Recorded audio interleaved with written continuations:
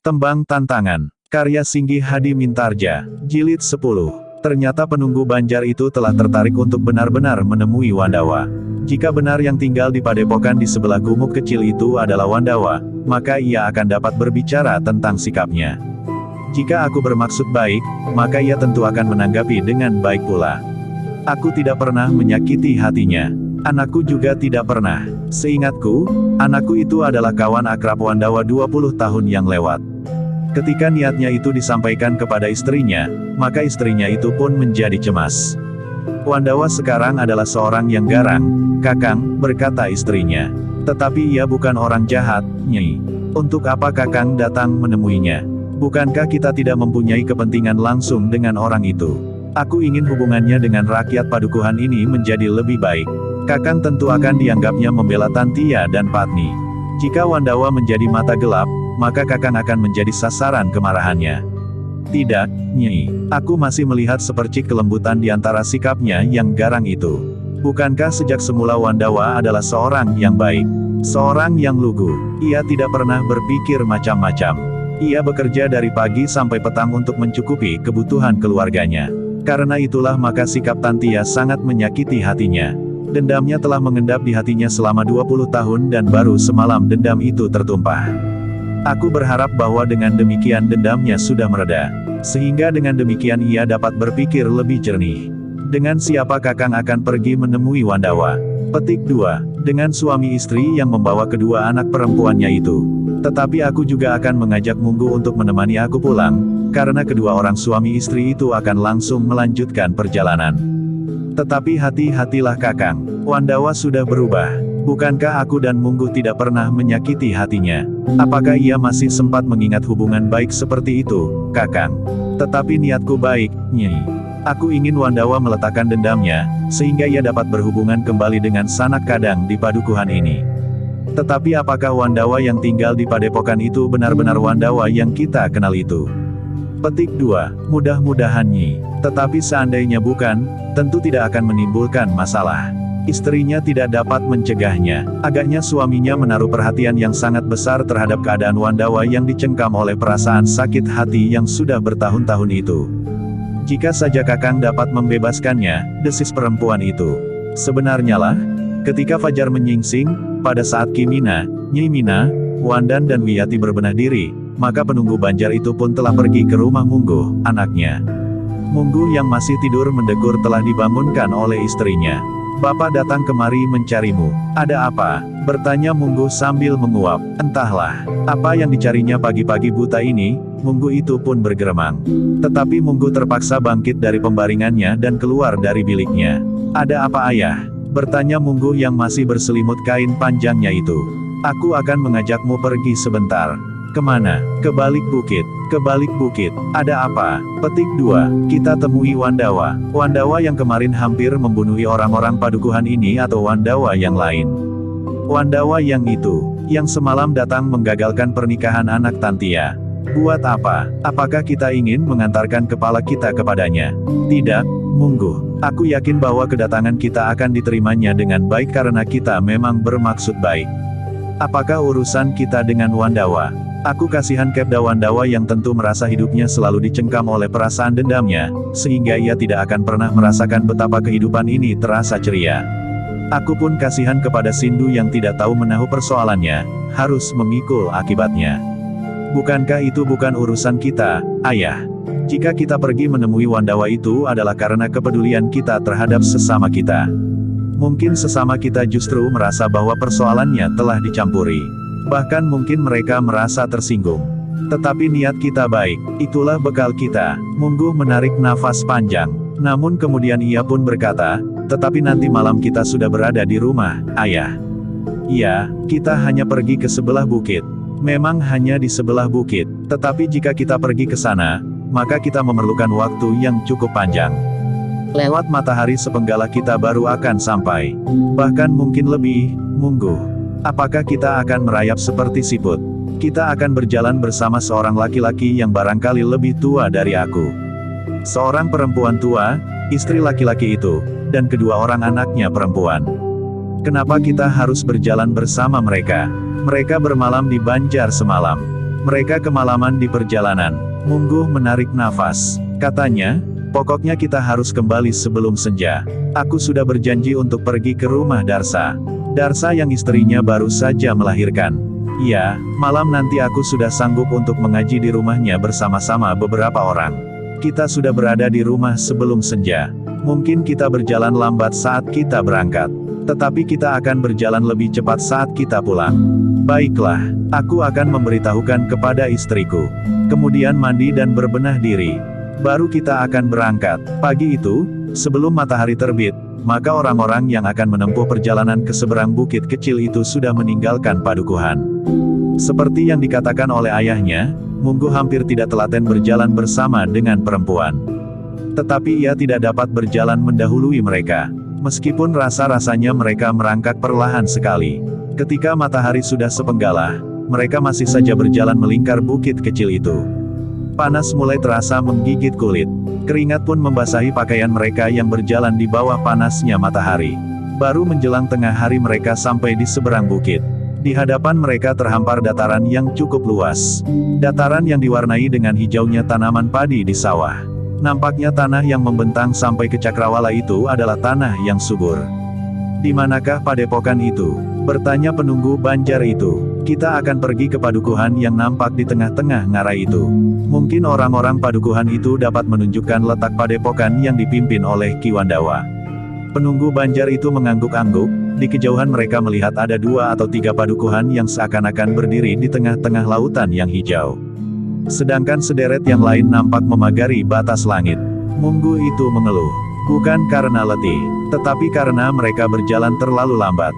Namun akhirnya mereka pun mendekati padukuhan yang terdekat. Namun ketika mereka menjadi semakin dekat, maka agaknya yang mereka dekati bukannya sebuah padukuhan kecil. Tetapi sebuah padepokan yang dikelilingi oleh pategalan yang luas, padang rumput yang digelar di antara pepohonan yang mulai tumbuh menjadi besar. Kita mendekati sebuah padepokan, berkata Kimina. Ternyata kita meniti jalan yang benar, desis penunggu Banjar itu.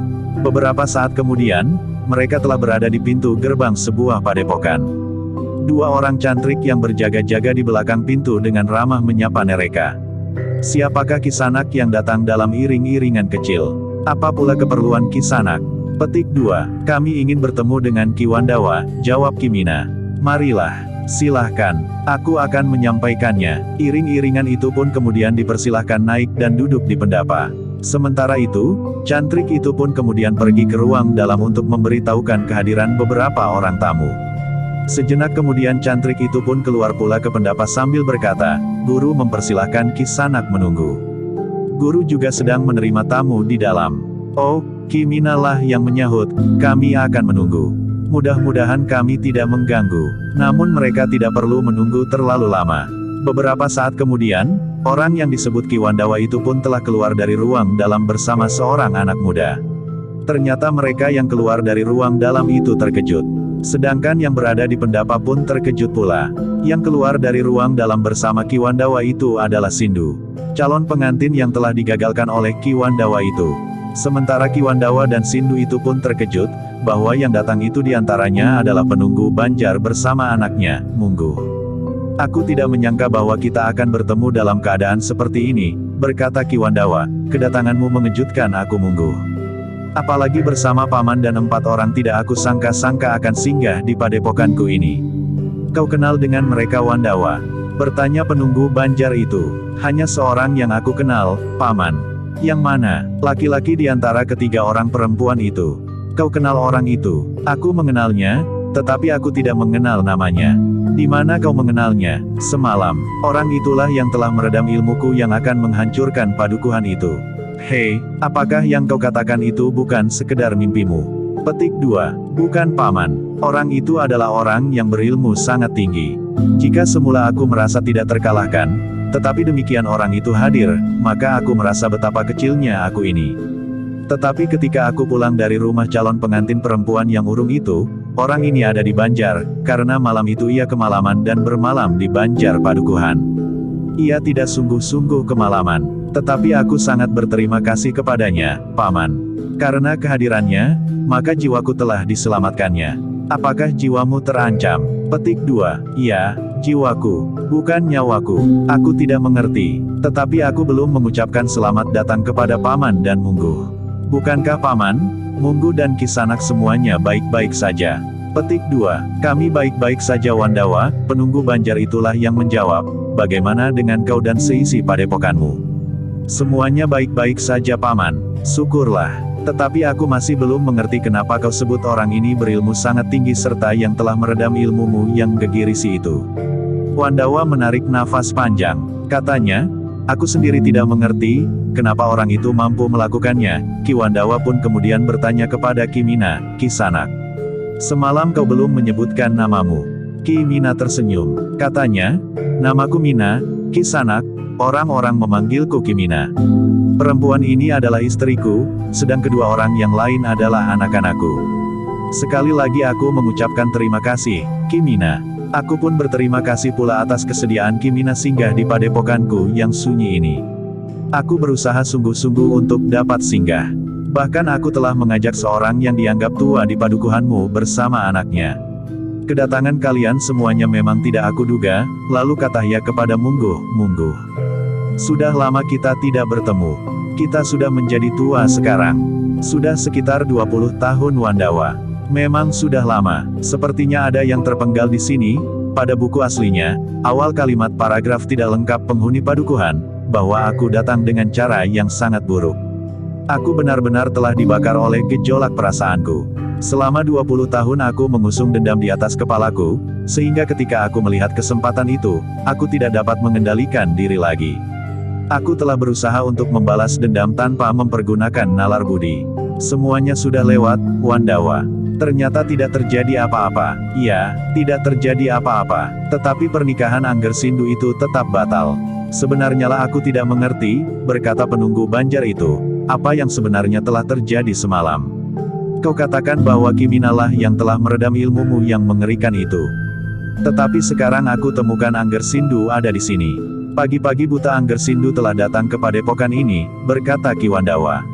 Kenapa ia datang kemari? Apakah Anggersindu tidak merasa takut kepadamu atau Anggersindu memiliki ilmu melampaui tingkat ilmumu?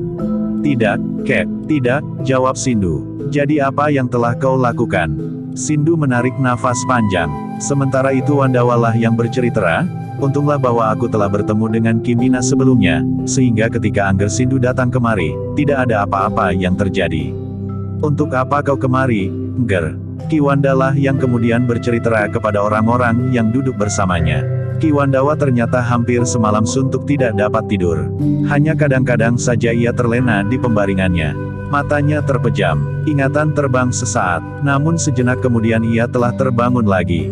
Rasa-rasanya seluruh tubuhnya terasa sakit oleh perasaannya yang sakit. Orang yang kemudian diketahuinya bernama Ki Mina itu telah menyalakan sepeletik sinar di dalam hatinya, sehingga ia mulai dapat melihat kembali baik dan buruk. Wandawa ternyata menyesali sikapnya. Ia telah membuat seluruh padukuhan menjadi gelisah. Bahkan ia telah menimbulkan keresahan dan ketakutan. Tetapi penyesalan itu tidak akan timbul seandainya ia tidak bertemu dengan seseorang yang kemudian diketahuinya bernama Ki Mina. Di sisa malam itu benar-benar sulit bagi Ki Wandawa untuk dapat tidur.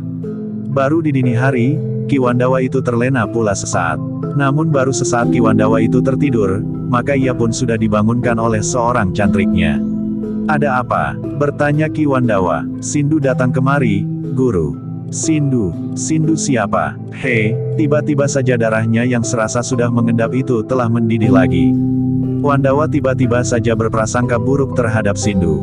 Anak itu tentu akan menantangku berperang tanding, berkata Wandawa di dalam hatinya. Dengan tergesa-gesa Ki Wandawa pun keluar dari bangunan induk padepokannya untuk menemui Sindu yang sudah duduk di peringgitan. Demikian Ki Wandawa keluar dari pintu peringgitan, maka Sindu pun tergesa-gesa berdiri. Kemudian anak muda itu pun mengangguk dalam-dalam. Hormatku bagi Ki Wandawa. Aku mohon maaf bahwa aku datangi terlalu pagi sehingga mengganggu saat Ki Wandawa beristirahat. Semula Ki Wandawa memang merasa heran, bahwa demikian cepatnya Sindu telah berada di padepokannya. Apakah anak ini memiliki ajis sepi angin? Bertanya Ki Wandawa di dalam hatinya.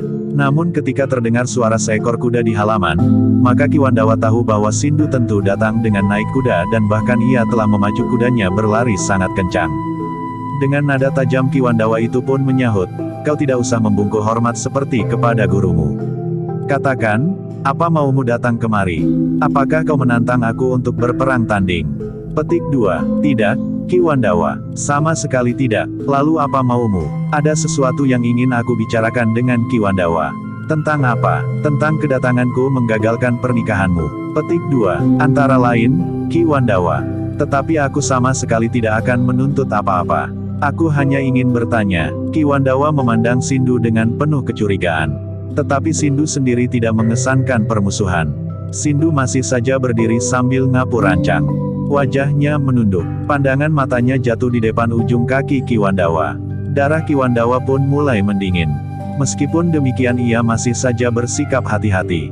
Duduklah, berkata Ki Wandawa.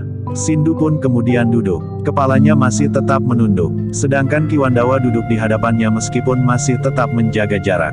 Katakan, apa maksudmu datang kemari? Sindu menarik nafas dalam-dalam. Sesaat ia mengangkat wajahnya, namun kemudian wajah itu kembali menunduk. Ki Wandawa, berkata Sindu kemudian dengan suara yang berat, aku ingin bertanya, apakah kejadiannya benar seperti yang aku dengar semalam? Petik 2. Kejadian apa yang dilakukan oleh ayah dan ibuku? Pertanyaan itu ternyata telah menyentuh perasaan Ki Wandawa. Sekilas terngiang kembali kata-kata orang yang kemudian diketahuinya bernama Kimina, yang telah memancar terang di hatinya. Dengan suara yang bergetar Ki Wandawa pun bertanya, untuk apa kau ingin mengetahui, apakah peristiwa itu benar terjadi atau tidak? Aku harus mengambil sikap, Ki Wandawa. Aku sudah dewasa sekarang. Aku bukan lagi bayi yang baru dilahirkan, yang tidak tahu apa-apa tentang keberadaannya. Kenapa kau tidak bertanya kepada ayah dan ibumu? Petik 2. Apakah mereka dapat berkata jujur? Meskipun aku belum mencobanya bertanya kepada ayah, namun aku tidak yakin bahwa ayah akan berkata jujur. Sedangkan ibu agaknya masih belum dapat mendengar pertanyaan tentang kebenaran peristiwa lebih dari 20 tahun yang lalu itu. Ketika aku bertanya di perjalanan pulang semalam, maka ibu hanya dapat menangis hingga nafasnya menjadi sesak. Ki Wandawa termangu-mangu sejenak. Katanya, apakah kau yakin bahwa aku akan menjawab dengan jujur? Petik 2. Aku berharap, Ki Wandawa. Setidak-tidaknya aku akan dapat memperbandingkan dengan jawaban ayahku nanti. Sindu, pulanglah. Jangan kau ingat lagi peristiwa yang sudah terjadi semalam. Katakan kepada ayah dan ibumu, bahwa aku pun sudah melupakannya. Aku tidak akan mengganggumu lagi seandainya orang tuamu menyambung lagi pembicaraan tentang pernikahanmu. Katakan kepada calon mertuamu, bahwa aku minta maaf atas ketelanjuranku. Ki Wandawa, aku mengucapkan terima kasih atas kesediaan Ki Wandawa untuk melupakan semuanya yang telah terjadi semalam. Tetapi Ki Wandawa belum menjawab pertanyaanku, apakah peristiwa lebih dari 20 tahun yang lalu itu benar-benar telah terjadi? Ki Wandawa menarik nafas dalam-dalam. Katanya kemudian, sudahlah Sindu.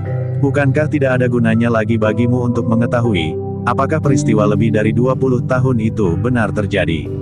Ada, Ki Wandawa. Aku akan dapat menilai kejujuran kedua orang tuaku. Itu tidak ada gunanya lagi, Sindu. Sudahlah, pulanglah.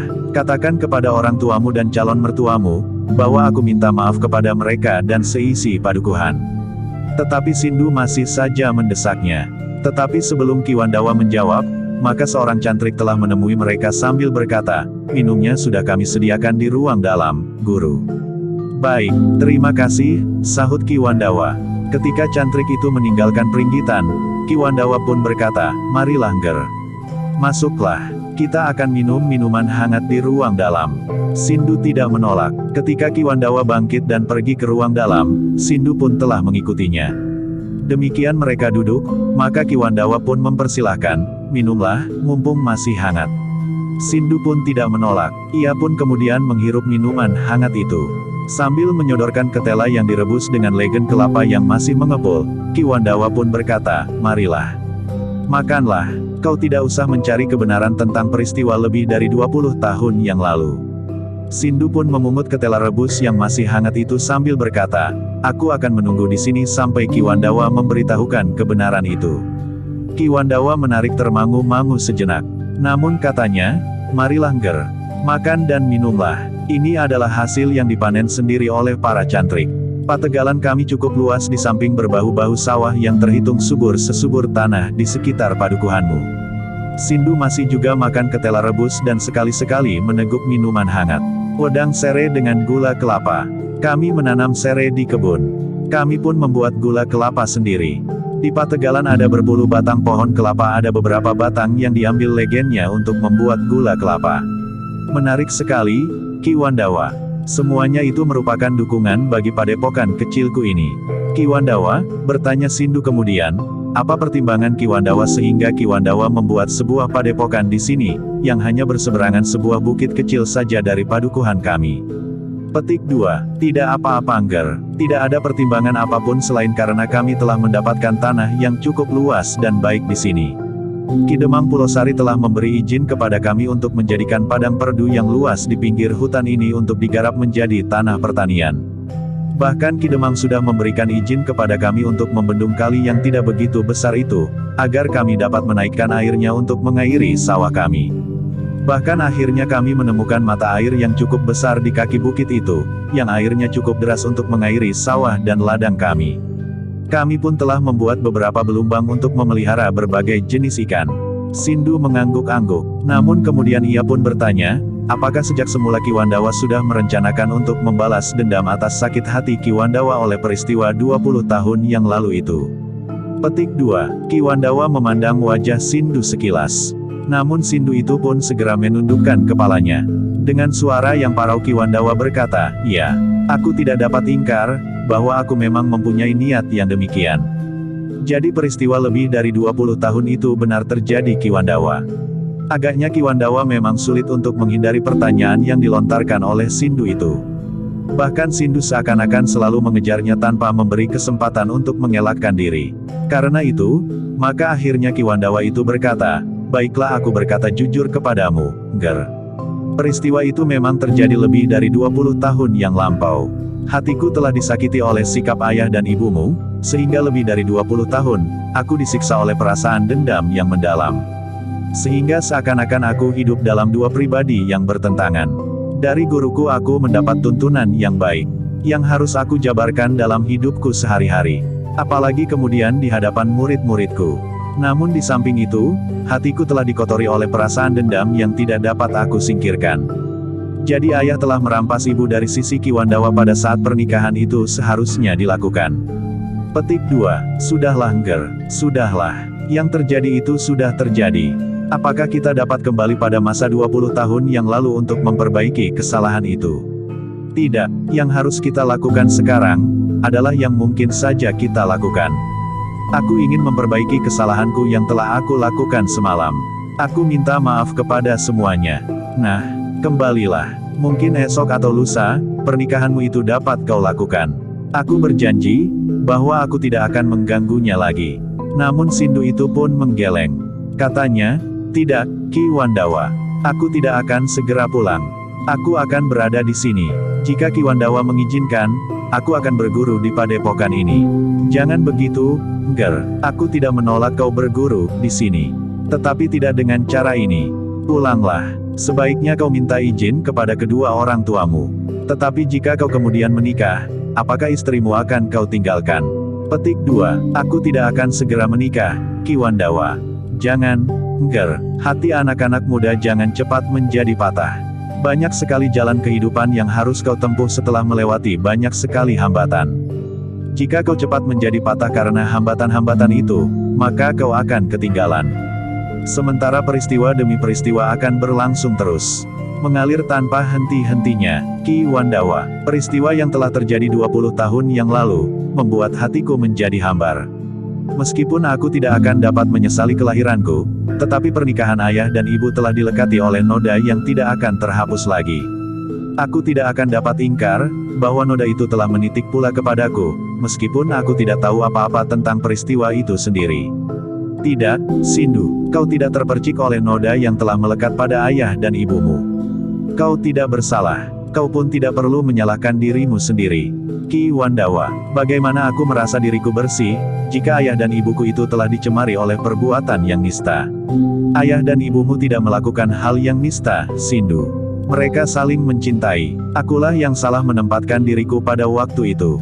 Seandainya ibumu terpaksa harus menikah dengan aku, maka ibumu justru akan menikah tanpa cinta. Tetapi ayah dan ibu telah berbuat semena-mena terhadap Ki Wandawa pada waktu itu. Itu soal lain, Ger. Sebenarnya perbuatan semena-mena itu dapat saja dilakukan oleh ayahmu tanpa ada kaitannya dengan ibumu. Ayahmu dapat saja berbuat dengan semena-mena karena alasan yang lain, yang tidak ada hubungannya dengan kelahiranmu. Karena itu, sudahlah, lupakan yang telah terjadi itu. Aku menyesal sekali bahwa aku berniat menjadikan kau korban tanpa bersalah sama sekali. Dan itu aku akui, bahwa aku melakukannya di dalam keadaan yang tidak terkendali. Sindu menarik nafas panjang, tetapi ia pun kemudian berkata, Ki Wandawa, biarlah aku berada di sini setidaknya untuk hari ini. Aku ingin mendapatkan ketenangan. Aku merasa bahwa padepokan ini adalah tempat yang sangat memungkinkan untuk mendapatkan ketenangan itu. Rasa-rasanya tempat ini dapat memisahkan aku dari kegelisahan dan bahkan keresahanku setelah aku mengetahui apa yang telah terjadi. Sudah aku katakan, lupakan apa yang telah terjadi itu. Aku tidak akan mungkin melakukannya jika aku pulang. Jika aku berada di sisi ayah dan ibuku. Tetapi mungkin sekali aku dapat melakukannya di sini. Ki Wandawa menarik nafas panjang. Katanya, baiklah Ger, jika kau ingin menenangkan hatimu hari ini di sini. Tetapi selambat-lambatnya sore nanti kau harus sudah pulang. Ayah dan ibumu tentu menjadi sangat gelisah jika kau tidak pulang sebelum malam. Mungkin sekali mereka mengira bahwa kau telah hilang bukan karena kehendakmu sendiri. Kau tentu tahu, siapakah yang akan mendapat tuduhan itu. Sindu termangu-mangu sejenak. Namun ia dapat mengerti, jika kedua orang tuanya menganggapnya hilang, mereka tentu akan menuduh Ki Wandawa lah yang telah mengambilnya. Karena itu, maka Sindu itu pun kemudian menjawab, baiklah, Ki Wandawa. Nanti setelah matahari turun di sisi barat, aku akan pulang. Ki Wandawa itu pun kemudian mengakhiri ceritanya. Dengan nada berat ia pun kemudian berkata, itulah yang telah terjadi, sehingga kalian dapat menjumpai Sindu ada di sini sekarang ini. Ia baru akan pulang, di sore hari nanti. Di sini Sindu merasa mendapatkan ketenangan. Munggu itu pun tiba-tiba saja berkata, kita nanti dapat pulang bersama-sama, Sindu. Ayah Munggu pun segera menyahut, Sindu datang berkuda. Kita hanya berjalan kaki. Aku akan menuntun kudaku, Ket, sahut Sindu. Penunggu Banjar itu pun menarik nafas panjang. Katanya, Wandawa, sebenarnya lah aku datang kemari juga untuk berbicara tentang sikapmu terhadap keluarga Tantia. Tetapi ternyata apa yang ingin aku sampaikan telah tercermin di dalam sikapmu. Karena itu, maka sebenarnya lah bahwa seharusnya aku tidak perlu datang kemari. Bukan begitu Paman, setidak-tidaknya Paman dapat melihat padepokanku ini. Dengan demikian maka hubungan kita tidak akan terputus. Aku memang berniat demikian, Wandawa.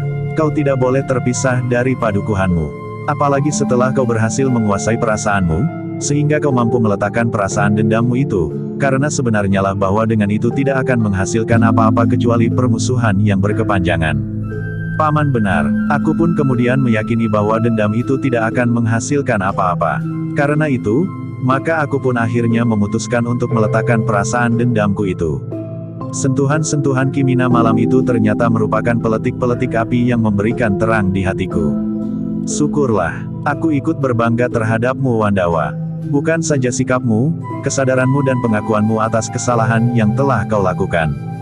Jarang sekali seseorang berjiwa besar dan bersedia mengakui kesalahan-kesalahannya. Apalagi ia berada dalam keadaan yang lebih baik, yang mampu menguasai serta mampu memaksakan kehendaknya. Kimina adalah orang yang pantas mendapat pujian itu, Paman. Penunggu Banjar itu tersenyum. Katanya, aku memang orang bodoh. Orang yang tidak tahu apa-apa. Tuaku hanya karena kepenuhan umur. Bukan pengalaman dan keluasan wawasan. Aku mengira bahwa Kimina yang bermalam di Banjar itu seorang yang memerlukan belas kasihan. Ternyata justru ia seorang yang berada di luar jangkauan nalarku. Itu berlebihan, Kisanak, sahut Kimina, tidak ada lebihnya apa-apa selain kesempatan. Aku mencoba memanfaatkan kesempatan itu sebaik-baiknya. Demikianlah, mereka masih berbincang beberapa lama. Hidangan pun datang beruntun meskipun sederhana saja.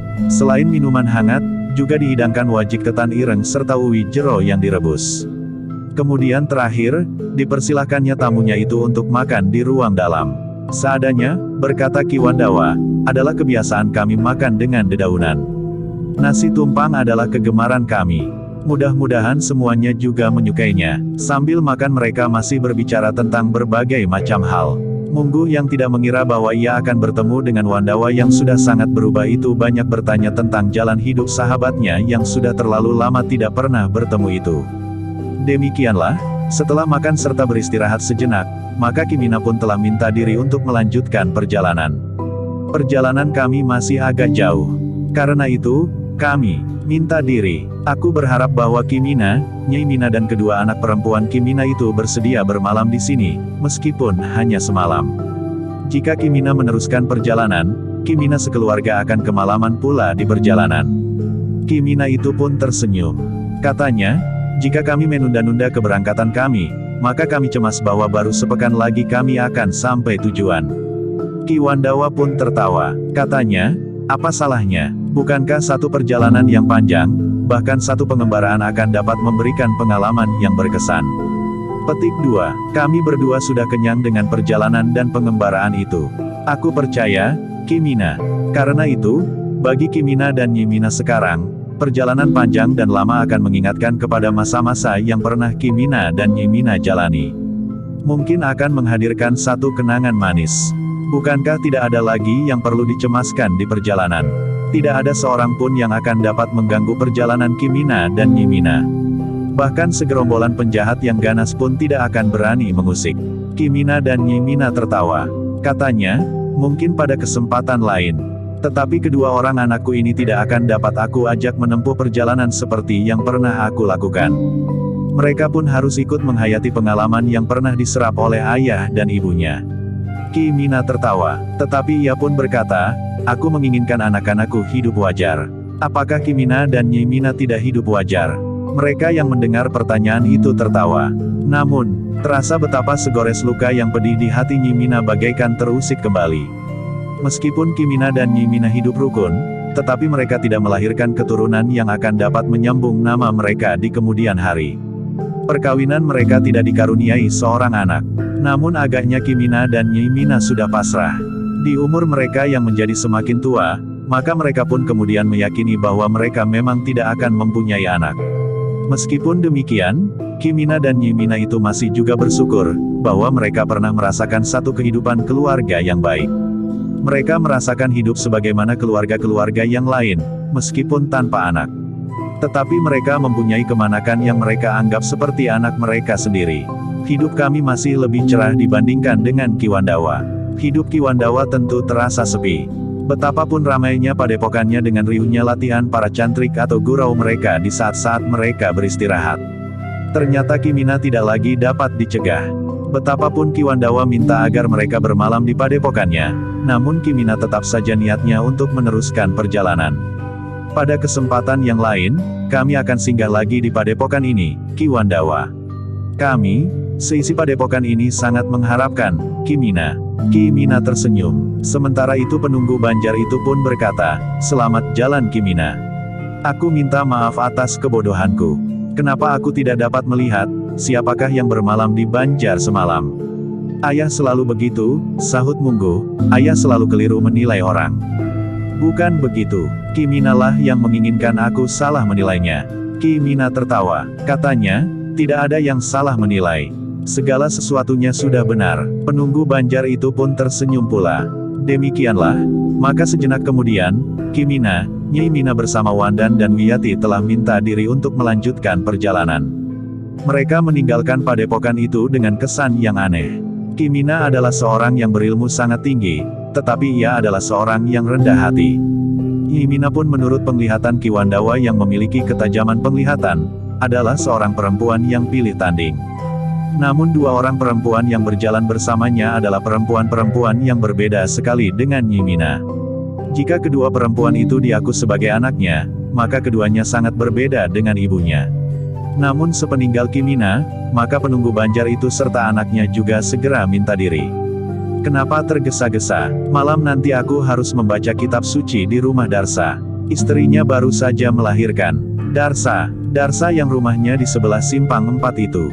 Bertanya Ki Wandawa. Iya, Ki Wandawa menarik nafas panjang. Katanya, anak itu masih ingusan ketika aku masih tinggal di padukuhan. Ia sudah tumbuh dan menjadi dewasa, bahkan sudah mempunyai anak sekarang. Mungguh tidak menjawab.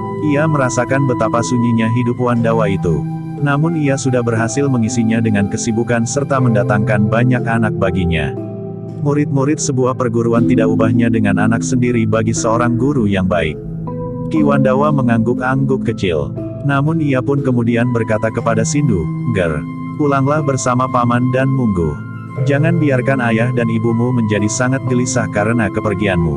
Seharusnya ayah tidak perlu gelisah. Jika ayah mengetahui bahwa kudaku tidak ada, maka ayah tentu tahu bahwa aku pergi berkuda. Aku pergi atas kemauanku sendiri. Tetapi ayah dan ibumu tidak tahu kemana kau pergi. Bahkan mereka dapat membayangkan hal-hal yang kurang baik. Mereka dapat mengira bahwa kau menjadi berputus asa karena pernikahanmu yang batal. Mereka dapat membayangkan hal-hal yang buruk terjadi atasmu. Mungkin karena kecewa, mungkin karena marah atau karena malu." "Iya, Ger," berkata penunggu Banjar itu, "sebaiknya kau pulang. Aku akan mengantarmu sampai ke rumahmu." "Sindu berkuda, ayah," berkata Mungguh. Namun Sindu itu pun berkata, "Aku akan menuntun kudaku. Aku akan berjalan bersama paman Mungguh dan kakek. Nah, pada hari-hari yang lain, kau dapat datang lagi kemari setelah kau minta diri kepada ayah dan ibumu baik-baik, sehingga mereka tidak akan menjadi gelisah. Mereka yakin bahwa kau tidak akan aku bantai di sini." Sindu menarik nafas. Ia mencoba tersenyum, tetapi senyumnya terasa hambar sekali. "Baiklah Ki Wandawa, aku akan pulangi. Aku akan mengatakan kepada ayah dan ibu, apa yang sudah aku lihat dan aku dengar di sini. Apa pula yang telah aku alami. Dengan siapa pula kami bertemu di sini. Baiklah, tetapi aku minta kau tidak usah mengungkit-ungkit lagi yang telah terjadi di hadapan ayah dan ibumu. Jika apa yang dilakukan oleh ayah dan ibumu itu satu kehilafan, maka setiap orang dapat melakukan kehilafan sebagaimana aku lakukan semalam. Karena itu, sudahlah, lupakanlah apa yang pernah terjadi itu, sehingga persoalannya tidak justru menjadi berkepanjangan." Sindu menarik nafas panjang. Ia pun kemudian mengangguk sambil bergumam, "Baik, Ki Wandawa. Aku akan mencobanya." Demikianlah, maka Sindu itu pun kemudian meninggalkan padepokan di sebelah bukit itu bersama Mungguh dan ayahnya, penunggu Banjar.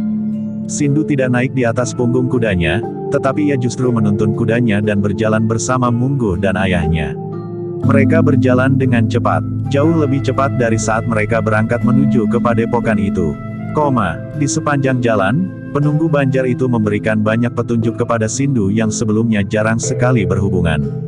Sebelumnya, penunggu Banjar itu tidak begitu banyak terlibat dalam lingkaran pergaulan dengan keluar Tantia yang kaya. Jika kemudian penunggu Banjar itu diminta ikut mengantar Sindu ke rumah calon pengantin perempuan, karena penunggu Banjar itu termasuk dalam deretan orang-orang yang dituakan di padukuhan itu. Sindu sendiri hampir tidak pernah berhubungan dengan penunggu Banjar itu maupun dengan Mungguh. Tetapi peristiwa semalam telah menjadikan Sindu berubah. Rasa-rasanya Sindu telah terbentur dengan kenyataan yang pahit dari putaran kehidupan. Jika sebelumnya Sindu yang merasa dirinya anak seorang yang kaya di padukuhannya itu dapat berbuat apa saja dengan uangnya, maka sejak peristiwa yang terjadi semalam, rasa-rasanya segala sesuatunya telah berubah.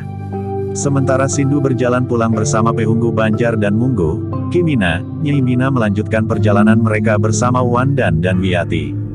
Di sepanjang jalan, Wandan dan Wiyati yang tidak mengerti apa yang telah terjadi di padukuhan, bergantian bertanya kepada Kimina dan Nyai Mina, apa yang telah terjadi semalam di padukuhan. Kadang-kadang uang yang selalu diandalkan untuk mendapatkan apa saja yang diinginkan, sekali-sekali akan gagal pula, berkata Kimina dengan suara datar. Wandan dan Wiyati saling berpandangan sejenak. Di Mataram mereka mengorbankan harga diri mereka demi uang. Jika pada suatu saat uang itu tidak berarti lagi, maka habislah semuanya. Tidak akan ada yang tersisa lagi. Dengan demikian, mereka pun menjadi semakin yakin bahwa jalan yang mereka tempuh saat itu adalah jalan yang terbaik bagi mereka. Sindu yang memiliki uang yang tidak terhitung jumlahnya, pada suatu ketika berniat untuk tinggal di sebuah padepokan yang sepi. Di sebuah tempat yang tidak terlalu terikat kepada uang. Di padepokan itu, uang dikendalikan oleh kuasa manusia, bukan sebaliknya, manusia dikendalikan oleh kuasa uang, sehingga apapun akan dilakukannya untuk uang.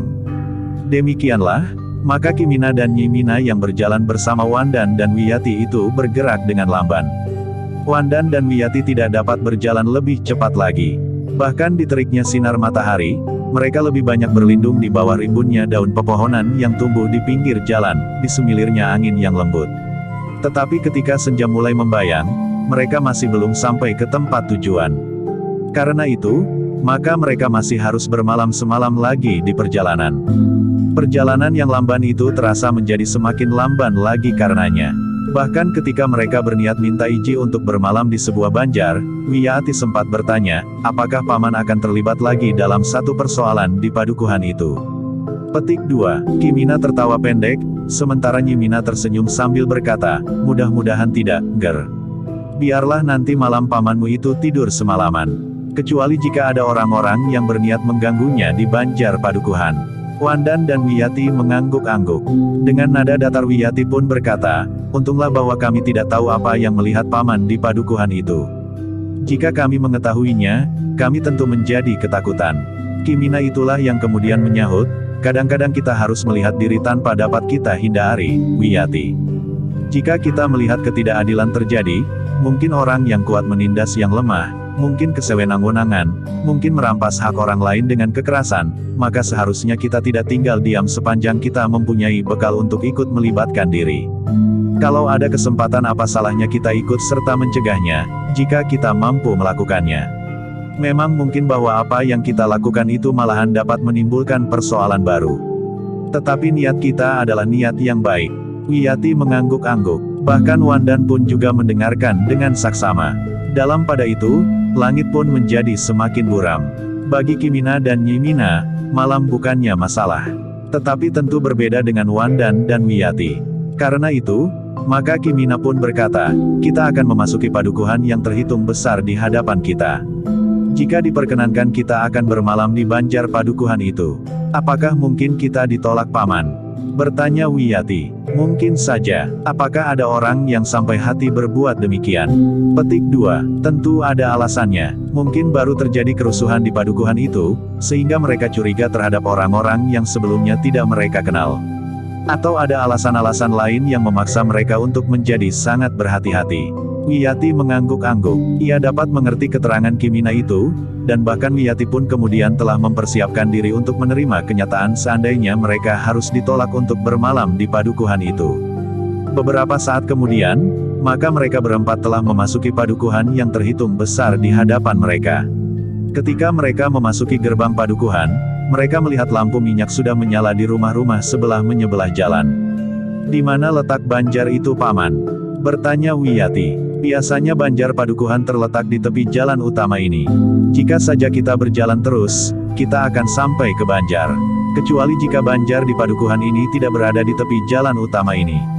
Namun sebelum mereka menemukan banjar padukuhan, mereka melihat dua orang berjalan berlawanan arah dengan mereka.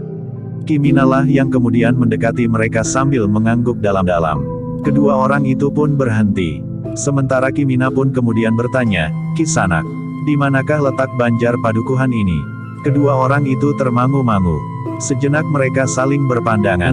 Baru kemudian seorang di antara mereka menjawab, di sebelah simpang 4 itu Kisanak. Tetapi Kisanak ini siapa? Untuk apa Kisanak mencari banjar padukuhan? Kami sedang dalam perjalanan, Kisanak.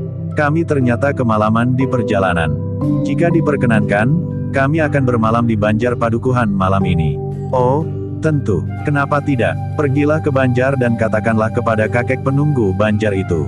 Aku kira kakek Supa tidak akan berkeberatan. Terima kasih, Kisanak.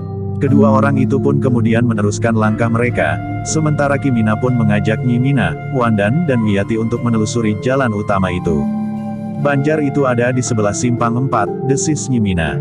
Beberapa saat kemudian, mereka berempat pun telah sampai di depan regol banjar padukuhan. Dengan sedikit ragu, mereka pun melangkah memasuki halaman banjar yang luas.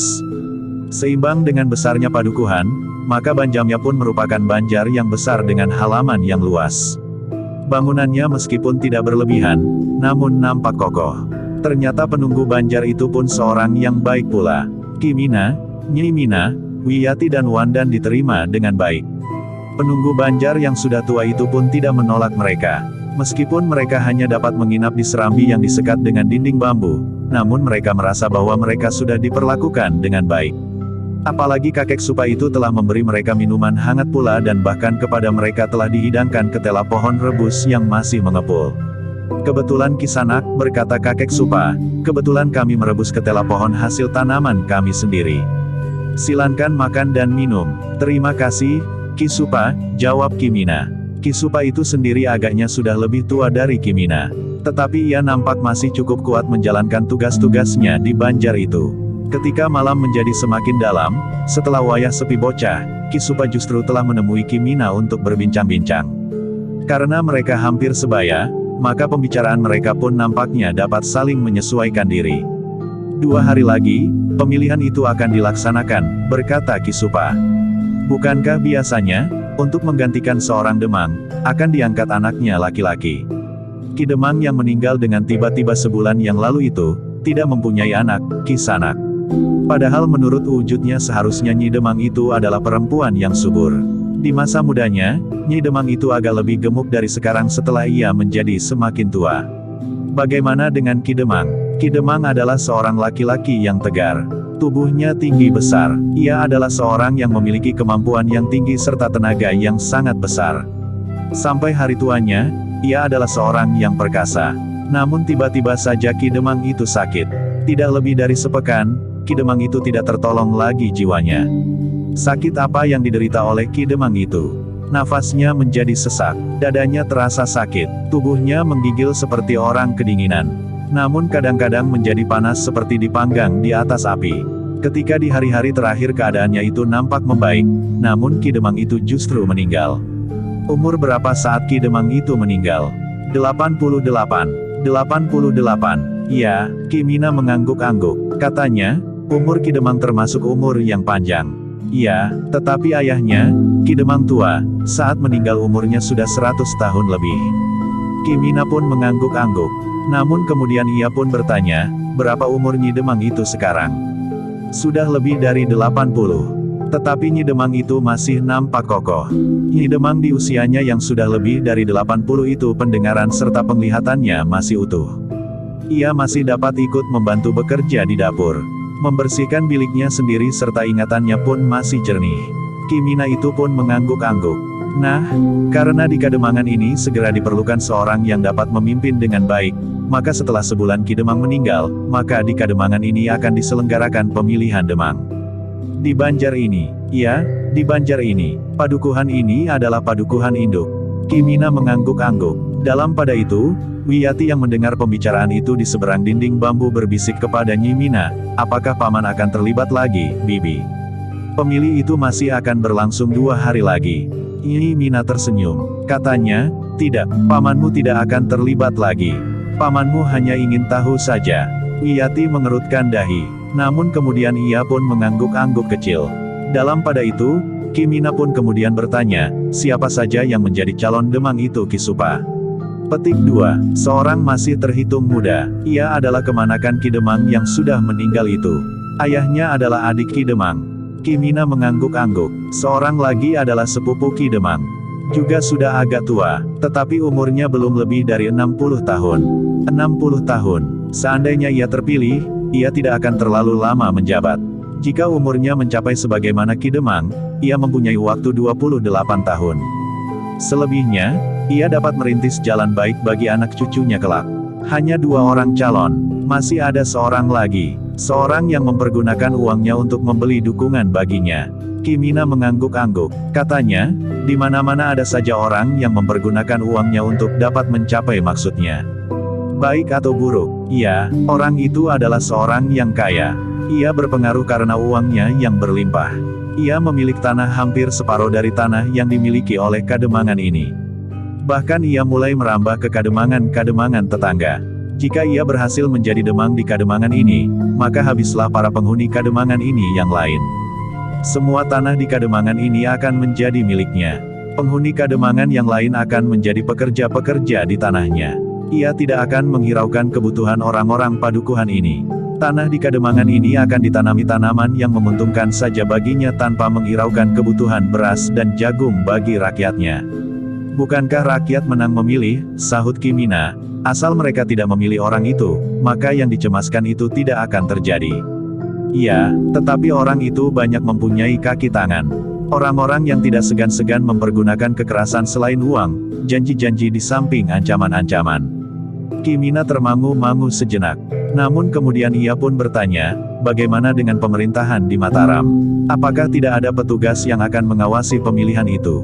Petik 2. Ada. Kami memang berpengharapan. Yang akan ditugaskan di sini adalah Ki Panji Citrabawa. Mungkin Ki Panji akan ditemani 2 orang lurah. Mereka akan mengawasi pemilihan yang akan berlangsung 2 hari lagi. Nah, bukankah dengan demikian pemilihan itu akan berlangsung dengan baik? Seharusnya. Tetapi seberapa besar pengaruh kuasa para petugas dari Mataram itu? Mereka mewakili Mataram. Karena itu mereka membawa kuasa tertinggi dari Mataram. Seharusnya. Tetapi segala sesuatunya justru tergantung kepada manusianya. Bagaimana dengan Ki Panji Citrabawa?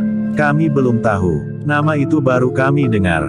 Tetapi orangnya baru akan datang esok malam. Mudah-mudahan ia orang baik. Tetapi orang kaya raya yang mencalonkan diri itu sangat licik.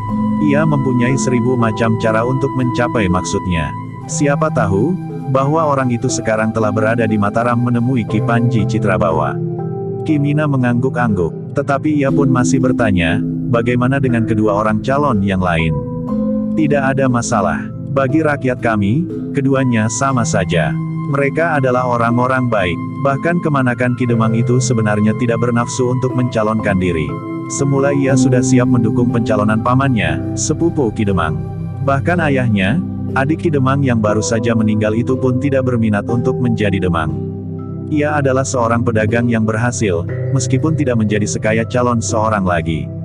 Anaknya itu pun telah diajarinya berdagang. Tetapi akhirnya ia mencalonkan diri juga. Ia hanya bermaksud untuk mencoba mengurangi jumlah orang yang dapat dipengaruhi oleh orang yang kaya raya itu. Kemanakan Ki Demang itu telah bekerja keras untuk merebut masa yang semula telah dipengaruhi oleh orang kaya raya itu dengan uang, janji-janji dan ancaman-ancaman. Kimina masih mengangguk-angguk. Katanya, jika demikian, pemilihan besok lusa itu akan berlangsung seru. Ya, kemanakan Ki Demang itu adalah salah satu di antara mereka yang jumlahnya hanya sedikit, yang berani dengan terang-terangan menentang kuasa orang yang kaya raya itu. Apakah mungkin justru kemanakan Ki Demang itu yang akan menang? Entahlah. Tetapi bagi para penghuni Kademangan ini, apakah yang terpilih sepupu Ki Demang yang sudah tua itu atau kemanakan Ki Demang, tidak akan ada bedanya. Tetapi memang diperlukan orang seperti kemanakan Ki Demang itu agar orang yang kaya raya itu tidak semakin semena-mena terhadap orang-orang kecil yang miskin dan tidak mempunyai kekuatan apapun untuk melawannya. Menarik sekali. Apakah Kisanak ingin menyaksikannya? Aku ingin menasehatkan, sebaiknya Kisanak tidak menonton pemilihan yang akan diselenggarakan di Banjar ini 2 hari mendatang. Tidak mustahil akan terjadi tindak kekerasan, kita tidak tahu, apakah Ki Panji Citrabawa mampu mengatasinya atau tidak. Kalau terjadi kekerasan, siapakah yang akan melakukan kekerasan itu? Petik 2. Tentu orang yang kaya raya itu. Ia akan menggerakkan orang-orangnya. Jika pemilihan besok lusa tidak menguntungkan bagi dirinya, maka ia tentu akan berusaha untuk membatalkan hasilnya dengan cara apapun juga. Bahkan dengan kekerasan itulah. Dalam pada itu, Wiyati yang masih belum tidur telah menggamit bibinya sambil berdesis, "Nah, Bibi. Paman sudah mulai tertarik. Paman akan menganggap bahwa persoalannya pantas dicampuri. Jika kami harus menunggu 2 hari lagi, maka perjalanan kami akan menjadi semakin lama." "Tidak, Nger, tidak. Pamanmu tidak akan menunggu sampai 2 hari. Apalagi perjalanan kita sudah tidak terlalu panjang lagi. Besok sebelum matahari sampai ke puncak, kita tentu sudah sampai ke tempat yang kita tuju. Ke rumah paman dan bibimu Leksana." Petik 2. Wiyati menarik nafas panjang. Ia pun terdiam. Tetapi ia masih saja khawatir, bahwa pamannya akan melibatkan diri lagi ke dalam persoalan yang terjadi di padukuhan itu. Sementara itu, bibinya pun berkata perlahan, "Bukankah kau dengar bahwa penunggu Banjar itu menasehatkan agar pamanmu tidak menonton pemilihan Demang yang akan diselenggarakan di Banjar ini? Jangankan melihatkan diri." Wiyati yang sudah terdiam itu justru menjawab, "Justru karena penunggu Banjar itu keberatan karena mungkin sekali terjadi kekerasan, paman justru akan menjadi lebih tertarik lagi karenanya." Petik 2. Himina harus menahan tertawanya. Ketika ia berpaling kepada Wandan, ia pun melihat kecemasan di wajah Wandan. "Aku meyakinkan kalian, bahwa pamanmu tidak akan menelantarkan kita di sini sampai esok lusa. Esok pagi-pagi aku akan mengajak pamanmu meneruskan perjalanan. Dalam pada itu, mereka yang berada di serambi yang disekat dengan dinding bambu itu masih mendengar Kimina berkata, jika demikian, maka tinggal ketegasan sikap Ki Panji Citrabawa. Petik 2, ya, sahut penunggu Banjar itu. Untuk sejenak keduanya pun terdiam. Tiba-tiba saja penunggu Banjar itu pun berkata, nah, Ki Sanak. Jika kau merasa letih dan mengantuk, silahkan beristirahat. Malam sudah menjadi semakin larut. Petik 2, penunggu Banjar itu pun kemudian bangkit berdiri. Sambil berjalan turun ke halaman ia pun berkata, sebentar lagi, para peronda yang lewat tentu akan singgah. Biasanya sebelum tengah malam Ki Jagabaya juga datang ke Banjar ini. Akhir-akhir ini, menjelang hari pemilihan sering terjadi perkelahian tanpa sebab. Orang-orang yang diupah oleh orang yang kaya raya itu sengaja menimbulkan persoalan sehingga Kademangan ini menjadi tidak tenang lagi. Karena itu, maka Ki Jagabaya terpaksa harus lebih sering berkeliling di malam hari. Sebelum Kimina menyahut, penunggu Banjar yang tua itu pun sudah beranjak pergi ke halaman depan Banjar. Sejenak kemudian, maka Kimina telah masuk ke dalam bilik di serambi itu. Ketika ia melihat Wiyati dan Wandan masih belum tidur, ia pun bertanya, kenapa kalian belum tidur? Besok kita akan bangun pagi-pagi sekali untuk melanjutkan perjalanan. Udara tentu masih segar meskipun beberapa lama kemudian, matahari pun akan naik. Tetapi kita berharap sebelum tengah hari kita sudah sampai ke rumah paman dan bibimu Leksana. Petik 2, Iminalah yang menyahut sambil tertawa tertahan, mereka menjadi khawatir. Petik 2, khawatir apa? Ah, bibi, desis Wiyati. Tetapi Nyimina tetap juga berkata, mereka khawatir bahwa pamannya akan terkait lagi di padukuhan ini. Jangan-jangan persoalan pemilihan itu telah menarik perhatian Kakang, sehingga Kakang akan tinggal di sini sampai 2 hari lagi. Petik 2, Kimina pun tertawa. Katanya, tidak, esok pagi-pagi kita meneruskan perjalanan. Aku tidak akan menahan kalian lebih lama lagi di perjalanan. Kalian tentu sudah merasa jemu. Kalian ingin segera sampai serta beristirahat sepuasnya. Wiyati hanya menundukkan kepalanya saja. Nah, sekarang tidurlah. Bukankah amben ini cukup luas untuk tidur kita berempat? Petik 2, Wandan dan Wiyati pun kemudian menjadi lebih tenang. Pamannya sudah berjanji untuk meneruskan perjalanan mereka esok pagi-pagi sekali. Beberapa saat kemudian, maka Wandan dan Wiyati pun telah tertidur. Sementara itu, Kimina pun berkata, tidurlah Nyi. Apakah Kakang tidak tidur? Aku juga akan segera tidur. Tetapi rasa-rasanya lebih baik kita bergantian. Petik 2, ada apa? Menjelang pemilihan Demang 2 hari lagi, agaknya Kademangan ini menjadi panas. Setiap malam Ki Jagabaya harus berkeliling seperti para peronda. Bahkan para peronda itu pun dapat saja timbul salah paham yang satu dengan yang lain, karena mereka berpijak pada sisi pandang yang berbeda. Bukankah tidak banyak orang yang mendukung orang yang kaya raya itu? Petik 2, kau dengar pembicaraan kami, bukankah hanya disekat oleh dinding bambu yang tipis? Ya, memang tidak begitu banyak, tetapi mereka adalah orang-orang upahan. Mereka dapat berbuat kasar sesuai dengan perintah orang yang mengupahnya, tanpa pertimbangan apapun juga. Petik 2, Mina mengangguk. Nah, tidurlah. Nanti, jika aku sudah sangat mengantuk aku akan tidur. Jika tidak terjadi sesuatu, aku tidak akan membangunkan kau, Nyi. Mina pun kemudian membaringkan dirinya di amben yang besar itu di sebelah Wiyati. Sementara Kimina masih saja duduk bersandar dinding. Sebenarnya lah, di tengah malam, Ki Jagabaya telah datang ke Banjar bersama 2 orang bebahu. Mereka duduk di pendapa Banjar.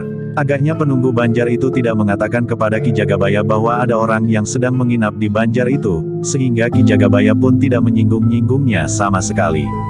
Beberapa saat kemudian, terdengar suara kotekan yang bergerak di jalan utama padukuhan induk itu. Agaknya sekelompok anak muda sedang meronda berkeliling padukuhan. Di depan Banjar itu para peronda itu berhenti.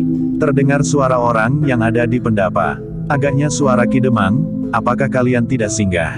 Terima kasih, jawab seseorang dari regol halaman. Kami akan meneruskan tugas kami. Petik 2, silahkan. Bukankah keadaannya tenang-tenang saja? Ya, tidak terjadi apa-apa. Syukurlah. Sejenak kemudian telah terdengar lagi suara kotekan. Para peronda itu meneruskan tugas mereka berkeliling padukuhan. Beberapa saat masih terdengar suara orang bercakap-cakap di pendapa. Agaknya Ki Jagabaya dan beberapa orang masih duduk-duduk di pendapa Banjar itu. Namun beberapa saat kemudian terdengar mereka minta diri. "Silahkan Ki Jagabaya," terdengar suara penunggu Banjar yang tua itu. Suasana pun menjadi sepi. Yang terdengar kemudian adalah langkah penunggu Banjar itu lewat di depan serambi menuju ke rumahnya di belakang Banjar. Tetapi penunggu Banjar itu tidak singgah di serambi. Agaknya ia sudah mengira bahwa orang-orang yang bermalam di Banjar itu sudah tidur seluruhnya. Malam itu memang tidak terjadi apa-apa. Pagi-pagi sekali Kimina, Nyai Mina, Wiyati dan Wandan sudah bangun serta berbenah diri. Sebelum matahari terbit, maka Kimina pun sudah menemui penunggu Banjar itu di rumahnya. "Kami akan minta diri, Kisanak. Kami akan meneruskan perjalanan kami." Petik 2. Tunggu, istriku sudah terlanjur menuang minuman. Minum sajalah dahulu. Kimina tidak dapat menolak karena itu, maka sebelum berangkat meninggalkan Banjar itu, Kimina serta ketiga orang perempuan yang bersamanya itu pun telah meneguk minuman hangat yang telah disiapkan. Sejenak kemudian, maka keempat orang itu pun telah minta diri dan meninggalkan Banjar Padukuhan itu. Ketika mereka sampai ke gerbang Padukuhan, mereka telah berpapasan dengan dua orang berkuda. Mereka berempat itu pun berhenti ketika kedua orang berkuda itu pun menghentikan kudanya. "Hei, kalian mau kemana?" bertanya salah seorang dari kedua orang berkuda itu. "Apakah kalian akan bepergian jauh, sehingga besok kalian tidak akan ikut dalam pemilihan Demang di Kademangan ini?" Petik 2. "Kami bukan penghuni Kademangan ini, Kisanak." "Oh, jadi, kami hanya lewat saja, tetapi sepagi ini kalian sudah ada di sini." "Kami kemalaman semalam, Kisanak. Kami bermalam di Banjar Kademangan." "Oh, jadi kalian bukan rakyat Kademangan ini yang besok ikut mempunyai hak untuk memilih?"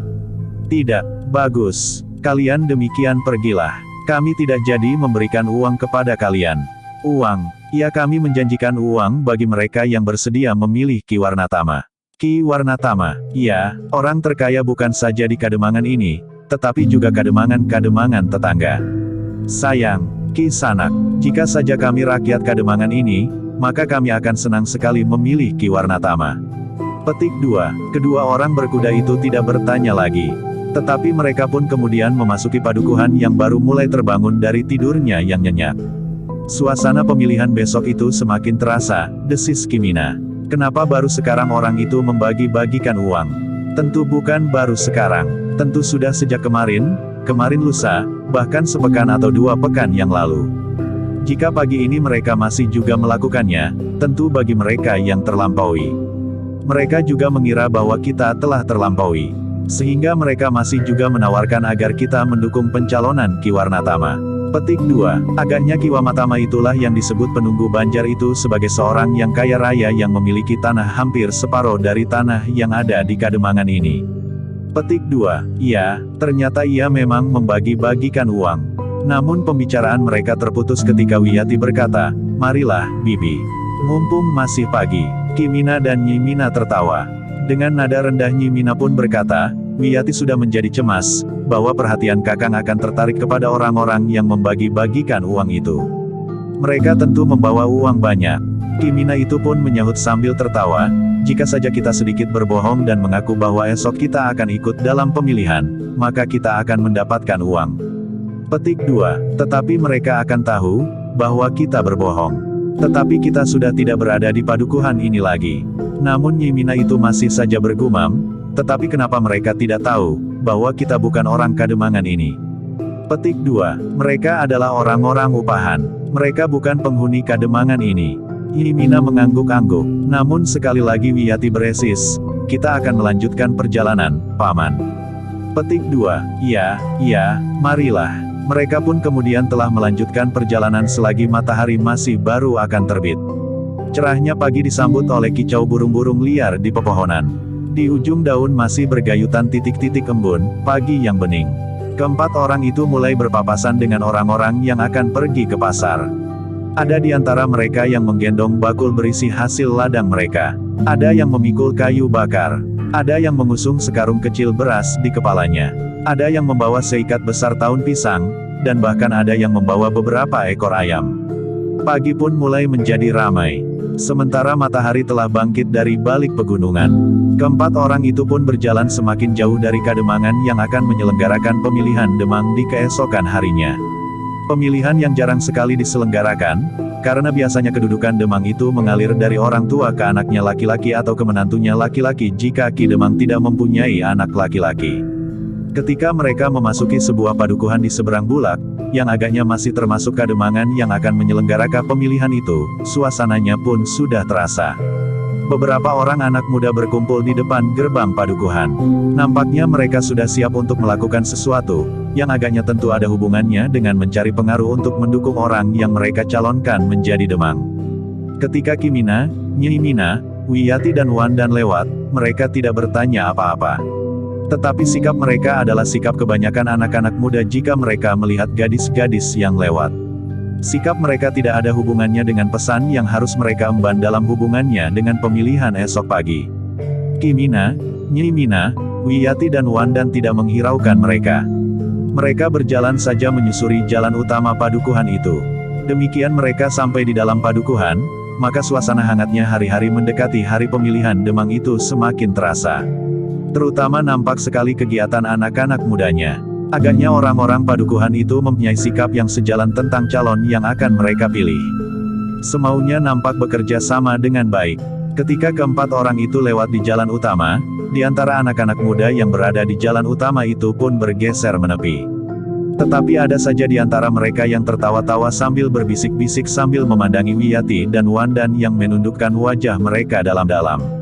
Tetapi anak-anak muda itu tidak mengganggu mereka. Sebuah padukuhan lagi masih mereka lewati setelah mereka menyeberangi bulak. Suasananya tidak berbeda dengan padukuhan yang baru saja mereka lewati.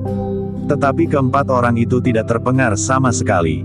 Mereka berjalan saja tanpa memperhatikan mereka. Apalagi Wiyati dan Wandan. Baru kemudian, ketika matahari menjadi semakin tinggi, mereka pun telah meninggalkan lingkungan Kademangan yang sedang mempersiapkan pemilihan Demang itu. Suasana padukuhan berikutnya menjadi sangat berbeda. Tidak ada kelompok-kelompok anak muda yang berkumpul di jalan, di simpang ampat atau di mulut jalan utama padukuhan. Demikian mereka lepas dari suasana yang tegang itu.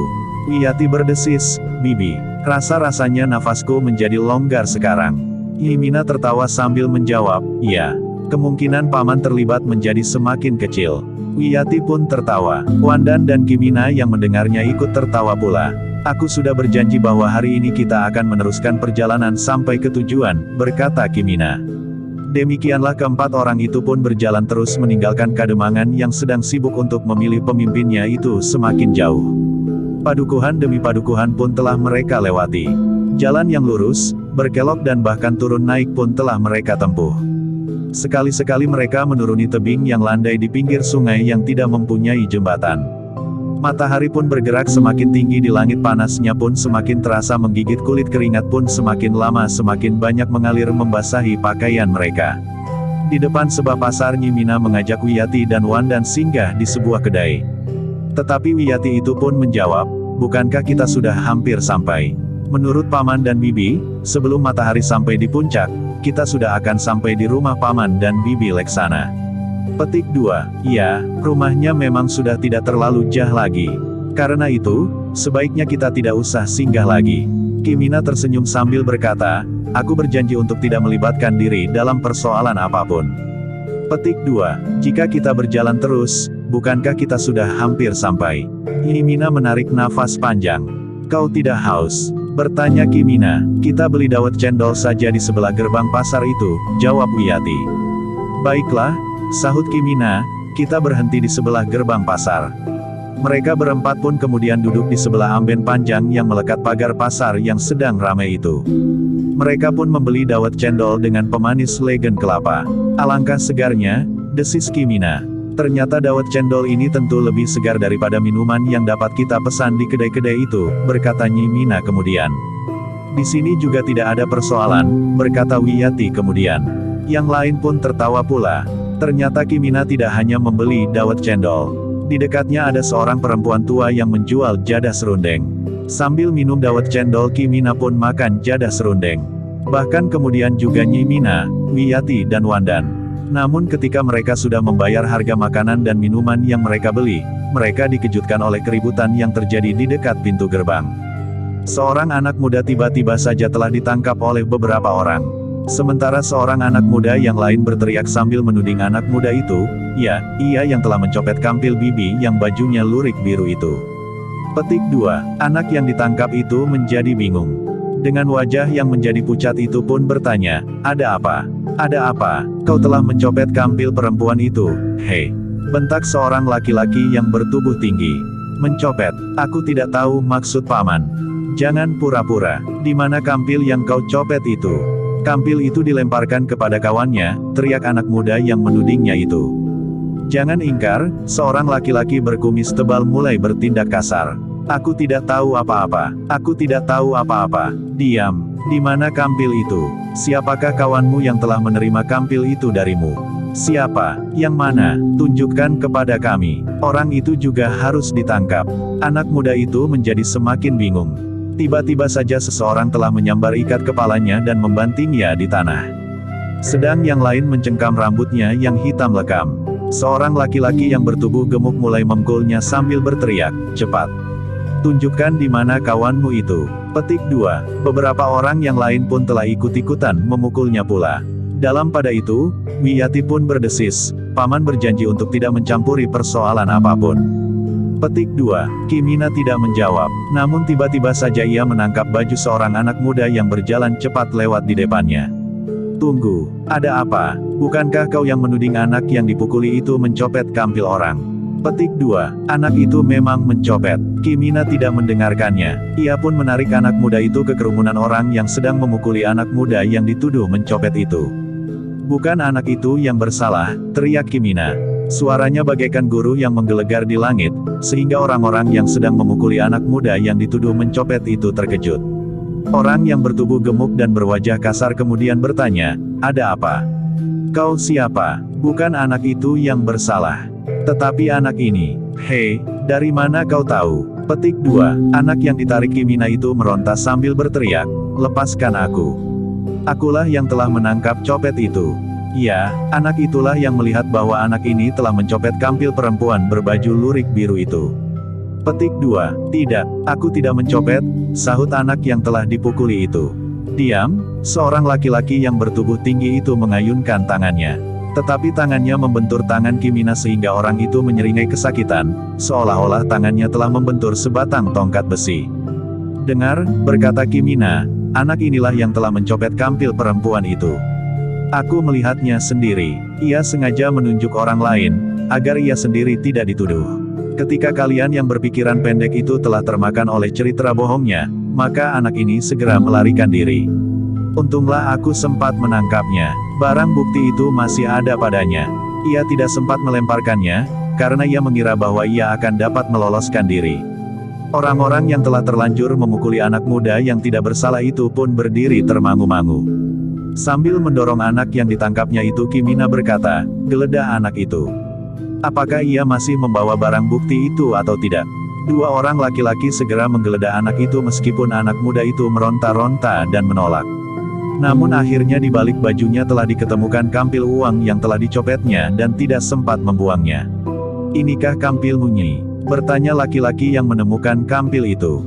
"Ya, itu kampilku." "Nah, begitu mudahnya kalian dikelabui oleh anak jahat ini. Ia yang bersalah, tetapi orang lain yang harus dihukum atas kesalahannya. Kenapa kalian begitu bodohnya tanpa meneliti lebih jauh, langsung menjatuhkan hukuman kepada anak muda yang tidak bersalah itu?" "Bunuh saja anak itu," teriak seorang yang telah terlanjur memukuli anak muda yang tidak bersalah. "Buat apa? Yang dungu itu kau sendiri.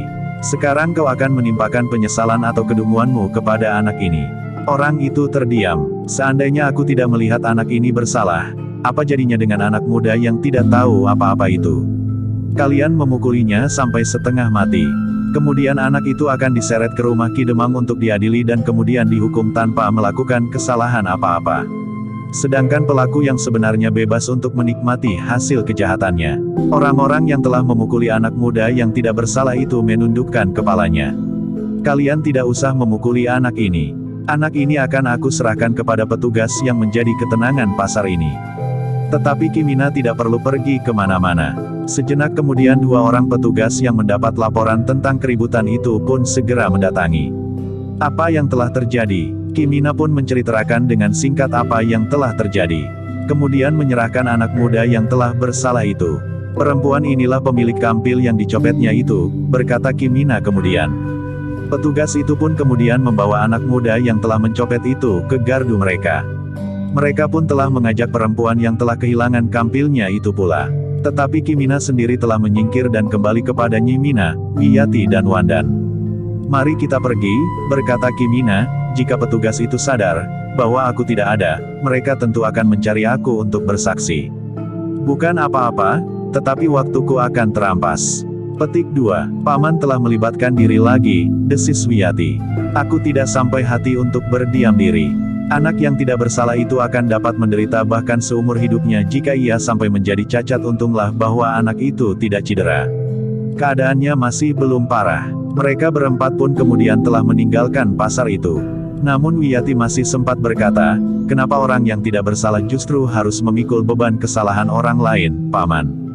Bukankah itu tidak adil? Itulah sebabnya aku tidak dapat tinggal diam. Wiyati nampaknya dapat mengerti, kenapa pamannya telah terpaksa mencampuri persoalan itu. Seandainya paman tidak melihat, apa jadinya dengan anak muda yang tidak bersalah itu, desis Wandan.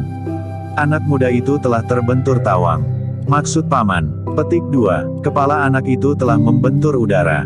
Maksudnya, ia mengalami kesulitan tanpa perkara. Seolah-olah tiba-tiba saja kepalanya membentur kehampaan.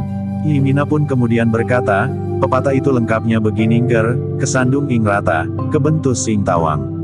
Kau tentu dapat menangkap artinya. Wiyati dan Wandan itu mengangguk-angguk. Keempat orang itu melangkah terus di bawah sinar matahari yang semakin panas. Namun langkah mereka tiba-tiba saja harus berhenti ketika dua orang dengan tergesa-gesa menyusul dan menghentikan mereka.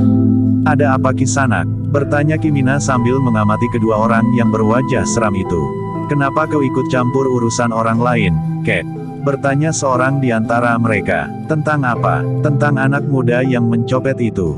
Bukankah seharusnya anak asuhku itu sudah terlepas dari tangkapan orang banyak, karena mereka sudah mendapatkan orang yang dianggap telah melakukan kejahatan. Petik 2. Jadi kau anggap aku mencampuri urusan orang lain? Ya, Kimina menarik nafas panjang. Wiyati dan Wandan mulai gelisah. Namun bibinya menggandeng mereka menepi sambil berkata, jangan cemaskan pamanmu. Ia tahu apa yang harus dilakukannya. Kimina pun kemudian berkata, Kisanak, siapapun tentu tidak akan dapat tinggal diam jika ia melihat ketidakadilan itu terjadi. Yang tidak bersalah harus mengalami nasib buruk, sedangkan yang bersalah, justru bebas dari hukuman akibat dari perbuatannya. Apa pedulimu? Apakah anak yang menjadi korban itu anakmu atau kemanakanmu atau adikmu? Petik 2. Orang itu memang orang lain bagiku. Tetapi keadilan itu milik semua orang. Persetan kau kakek tua, karena kau telah merugikan keluarga kami, maka aku menuntut ganti rugi. Petik 2. Ganti rugi apa? Biasanya kami menuntut uang, atau perhiasan atau apapun yang bernilai tinggi. Tetapi sekarang kami menginginkan yang lain. Kau menginginkan apa? Petik 2. Kedua orang perempuan itu. Kami akan membawa mereka. Besok kami akan menyerahkan kembali kepadamu. Jika kau berkeberatan, maka kami akan menuntut semakin banyak. Kedua orang perempuan itu serta membunuhmu di sini. Apakah kalian berdua sudah gila? Terserah, kau akan menyebut apa. Tetapi ganti rugi itulah yang kami inginkan. Sementara itu salah seorang anak asuhan kami tentu akan mendapat hukuman setelah ia tertangkap. Jangan berceloteh lagi Kisanak. Pergilah, kau membuat aku marah. Petik 2. Kedua orang itu terkejut. Orang tua itu menatap mata mereka berganti-ganti tanpa merasa gentar. Kedua orang yang berwajah seram itu saling berpandangan sejenak. Seorang di antara mereka pun kemudian berkata lantang, kau jangan menggertak kami, Kek. Kami bukan orang-orang kerdil yang dapat kau takut-takuti dengan sikapmu. Bagaimanapun juga kau sudah tua. Kau sudah berdiri di bibir lubang kuburmu. Karena itu, sebaiknya kau tidak perlu berbuat apa-apa lagi. Lakukan saja apa yang kami katakan. Maka kau dan nenek yang barangkali istrimu itu tidak akan aku sakiti. Akulah yang akan menyakiti kalian jika kalian tidak mau pergi, jawab Kimina. Jawaban Kimina itu membuat telinga kedua orang itu menjadi panas. Karena itu, seorang di antara mereka berkata, kata-katamu tajam seperti duri kemarung, Kek. Sekali lagi aku berkata kepadamu, serahkan kedua orang perempuan itu. Atau aku harus membunuhmu lebih dahulu? Cukup, Kimina justru membentak, kalian masih mempunyai kesempatan untuk pergi. Jika kalian tidak mempergunakan kesempatan ini, kalian akan menyesal. Kedua orang itu sudah kehabisan kesabaran. Seorang di antara mereka mendekati Kimina sambil berkata kepada kawannya, ambil kedua perempuan itu. Biarlah aku bungkam orang tua ini. Namun demikian mulutnya mengatup, maka tangan Kimina telah menyentuh dadanya. Orang itu pun terlempar beberapa langkah surut. Tubuhnya pun kemudian terbanting menimpa tanggul parit di pinggir jalan. Terdengar orang itu mengadu kesakitan. Kemudian merintih berkepanjangan. Kawannya yang masih belum sempat melangkah mendekati Wiyati dan Wan dan terkejut. Ia pun segera berlari dan kemudian berjongkok di sisi kawannya. Ada apa? Iblis itu. Kenapa? Ia memukul dadaku. Hei, kenapa dengan pukulannya? Petik 2. Ketika titik-titik darah nampak di sudut bibir orang itu, maka kawannya pun segera menyadari, bahwa orang tua itu bukan orang kebanyakan. Ia tidak melihat apa yang terjadi. Namun kawannya sudah tidak berdaya, terbaring di tanggul parit sambil mengadu kesakitan. Sementara itu Kimina pun bertanya, nah, apakah kau akan menuntut balas? Petik 2. Orang yang berjongkok itu dengan serta-merta menjawab, tidak, Kisanak. Tidak, aku minta ampun. Bagus, rawat kawanmu itu. Tetapi ingat, bahwa beberapa pekan lagi mungkin kita akan bertemu lagi. Aku sudah ditetapkan menjadi salah seorang petugas di pasar sejak bulan depan. Kisanak, ya, karena itu, jika anak-anak asuhanmu masih berkeliaran di pasar itu, maka kalianlah yang akan aku tangkap. Jika aku tidak dapat mengumpulkan bukti serta tidak ada orang yang berani bersaksi, maka aku akan memukuli saja kau sampai tulang-tulangmu patah tanpa pernah menyerahkan kalian kepada Ki Demang. Petik 2. Wajah orang itu menjadi tegang. Nampaknya orang tua itu bersungguh-sungguh mengancamnya. Meskipun ia tidak percaya bahwa orang tua itu akan menjadi petugas di pasar, namun orang tua itu dapat mempergunakan 1000 cara untuk membuat perhitungan. Bawa kawanmu pergi, bentak Kimina kemudian. Baik, baik, Kisanak. Kimina pun kemudian tidak menghiraukannya lagi. Ia pun kemudian mendekati Nyimina, Wiyati dan Wandan. Nah, bukankah aku tidak memerlukan waktu yang terlalu lama untuk bermain-main dengan orang-orang itu? Kimina itu justru bertanya. Tidak, Paman, Wiyatilah yang menjawab, apalagi yang Paman lakukan justru untuk melindungi orang yang terperangkap bencana tanpa melakukan kesalahan. Petik 2. Ya, mudah-mudahan peristiwa seperti itu tidak terjadi lagi. Mereka berempat pun kemudian melanjutkan perjalanan tanpa menghiraukan kedua orang yang berada di pinggir jalan itu. Namun agaknya yang seorang berusaha untuk memapah kawannya meninggalkan tempat itu. Demikianlah, maka keempat orang itu semakin lama menjadi semakin dekat dengan tujuan perjalanan mereka. Tetapi mereka tidak dapat sampai ke rumah Kileksana sebelum matahari sampai ke puncak. Mereka baru mendekati regol halaman rumahnya sedikit lewat tengah hari. Kedatangan Kimina dan Nyimina membawa Wiyati dan Wandan disambut dengan sangat baik oleh keluarga Kileksana. Demikian mereka duduk di ruang tengah, maka Nyileksana pun berkata, kami sudah menunggu kedatangan kalian. Petik 2. Seharusnya kami sudah sampai di sini kemarin, Kakang, berkata Nyimina, tetapi ada saja hambatan di perjalanan. Tetapi sekarang kalian sudah ada di sini, sahut Kileksana, bukankah kalian baik-baik saja di perjalanan? Petik 2. Kami baik-baik saja, Kakang. Meskipun ada juga kerikil-kerikil kecil yang mengganggu. Apa artinya kerikil-kerikil kecil bagi kalian berdua? Bahkan batu segunung anakan pun akan dapat kalian lompati. Petik 2. Mungkin kami dapat melompatinya, tetapi genduk berdua itu masih harus didukung. Kileksanalah yang menyahut, sekarang kalian berdua masih perlu didukung-duk. Tetapi nanti, setahun lagi, kalian sudah dapat berjalan sendiri. 2 tahun lagi, kalian akan dapat berlari. Sedangkan setelah 3 tahun, kalian akan dapat meloncati parit di pinggir jalan. Petik 2. Kimina dan Nyimina tertawa. Katanya, mudah-mudahan mereka cukup cerdas untuk dapat melakukannya. Kenapa tidak? Bukankah tidak diperlukan kelebihan penalaran atau kelebihan apapun termasuk ketahanan kewadagan? Semuanya dapat dipelajari, namun syaratnya harus tekun dan bersungguh-sungguh. Bukankah kalian berjanji untuk mematuhi petunjuk-petunjuk kami? Wiyati dan Wandan mengangguk, namun mereka mulai merasakan satu suasana yang penuh dengan kesungguhan, kerja keras, ketekunan dan kemauan yang tidak kunjung padam. Namun Wiyati dan Wandan sudah bertekad untuk menebus kekeliruan langkah yang pernah diambilnya di Mataram. Karena itu, maka apapun yang harus mereka lakukan untuk kebaikan masa depan mereka, akan mereka lakukan. Kimina dan Yimina pun kemudian telah menyerahkan Wiyati dan Wandan kepada Kileksana dan Nyileksana. Mereka pun dengan terbuka telah membicarakan segala sesuatunya termasuk syarat yang harus dilaksanakan oleh Wiyati dan Wandan. Tidak terlalu banyak, berkata Kileksana, kami hanya menuntut kesungguhan dan ketekunan. Bukankah Angger berdua menyanggupi?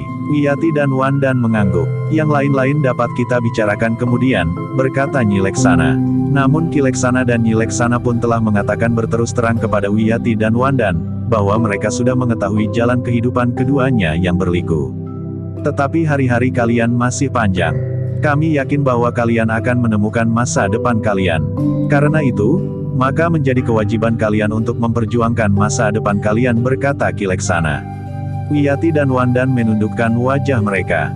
Tetapi mereka berjanji di dalam hati, bahwa mereka akan melaksanakan kewajiban mereka dengan sebaik-baiknya. Mereka pun sadar, bahwa sebagian besar dari masa depan mereka ada di tangan mereka sendiri. Demikianlah, maka sejak saat itu Wiyati dan Wandan telah menjadi bagian dari keluarga Kileksana. Mereka berdua pun segera diperkenalkan dengan kedua anak Kileksana. Kedua remaja itu nampak menjadi gembira, bahwa keluarga mereka akan menjadi semakin besar. Jika ayah dan ibu mereka pergi, maka mereka tidak menjadi kesepian di rumah. Ketika kemudian minuman dan makanan dihidangkan, maka sambil meneguk minuman hangat, Kimina sempat menceritakan tentang pemilihan demang yang akan diselenggarakan esok pagi. Di mana? Bertanya Kileksana. Kademangan Kalisasak. Kalisasak, bukankah Kademangan itu tidak begitu jauh dari sini? Setengah hari perjalanan Kakang. Kenapa harus diselenggarakan pemilihan demang? Kimina pun kemudian bercerita tentang Demang yang telah meninggal dunia tanpa meninggalkan seorang anak. Jadi Ki Demang Mertaraga telah meninggal. Kakang mengenalnya. Iya, aku mengenal Ki Demang Mertaraga dengan baik. Aku tahu bahwa ia adalah seorang Demang yang benar-benar telah bekerja keras bagi kademangannya. Petik 2. Iya, tetapi sayang sekali bahwa Ki Demang tidak mempunyai seorang anak pun. Sayang sekali bahwa aku tidak mendengar saat Ki Demang meninggal dunia, Kileksana mengangguk-angguk. Namun kemudian ia pun bertanya, lalu siapa yang akan menggantikannya? Itulah yang esok akan dipilih. Ada dua calon yang dianggap terbaik. Seorang kemanakan Ki Demang, masih muda dan memiliki keberanian. Seorang lagi sepupu Ki Demang, juga dianggap orang yang baik. Rakyat Kademangan itu akan menjadi bingung, yang manakah yang harus dipilih. Mungkin yang lebih muda akan lebih senang memilih kemanakan Ki Demang. Tetapi orang-orang yang lebih tua condong untuk memilih sepupu Ki Demang yang umurnya sudah hampir 60. Sudah cukup matang. Iya, Ki Demang yang lama meninggal pada umur 88. Petik 2. Benar, umur Ki Demang Mertaraga memang agak jauh dari umurku. Petik 2. Jika demikian, tidak akan timbul masalah di Kademangan Kalisasak itu. Tetapi masih ada calon ketiga, Kakang. Calon ketiga, iya, Kimina mengangguk. Ia pun kemudian menceritakan tentang calon ketiga yang mempergunakan uangnya untuk mempengaruhi para pemilih. Kileksana menarik nafas panjang. Katanya, pengaruh uang itu akan merusakkan jalannya pemilihan.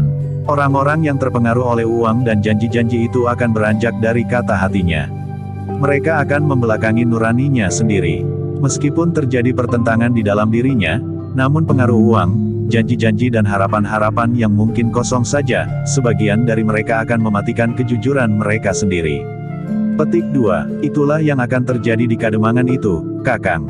Apakah tidak ada penengah yang akan menunggui pemilihan itu?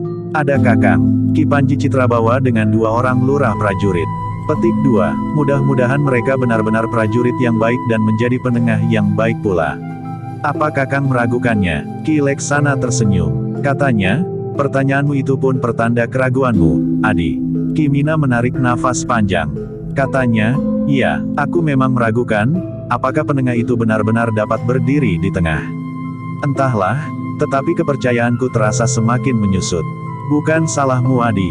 Jika para petugas itu bersikap jujur dan berdiri di atas janji dan sumpahnya sebagai petugas, maka tidak akan ada orang yang sempat meragukannya. Tidak ada orang yang kehilangan kepercayaan. Tetapi satu kali dua kali kejujuran itu disisihkan, maka kepercayaan itu pun akan mulai runtuh. Kimina menarik nafas panjang.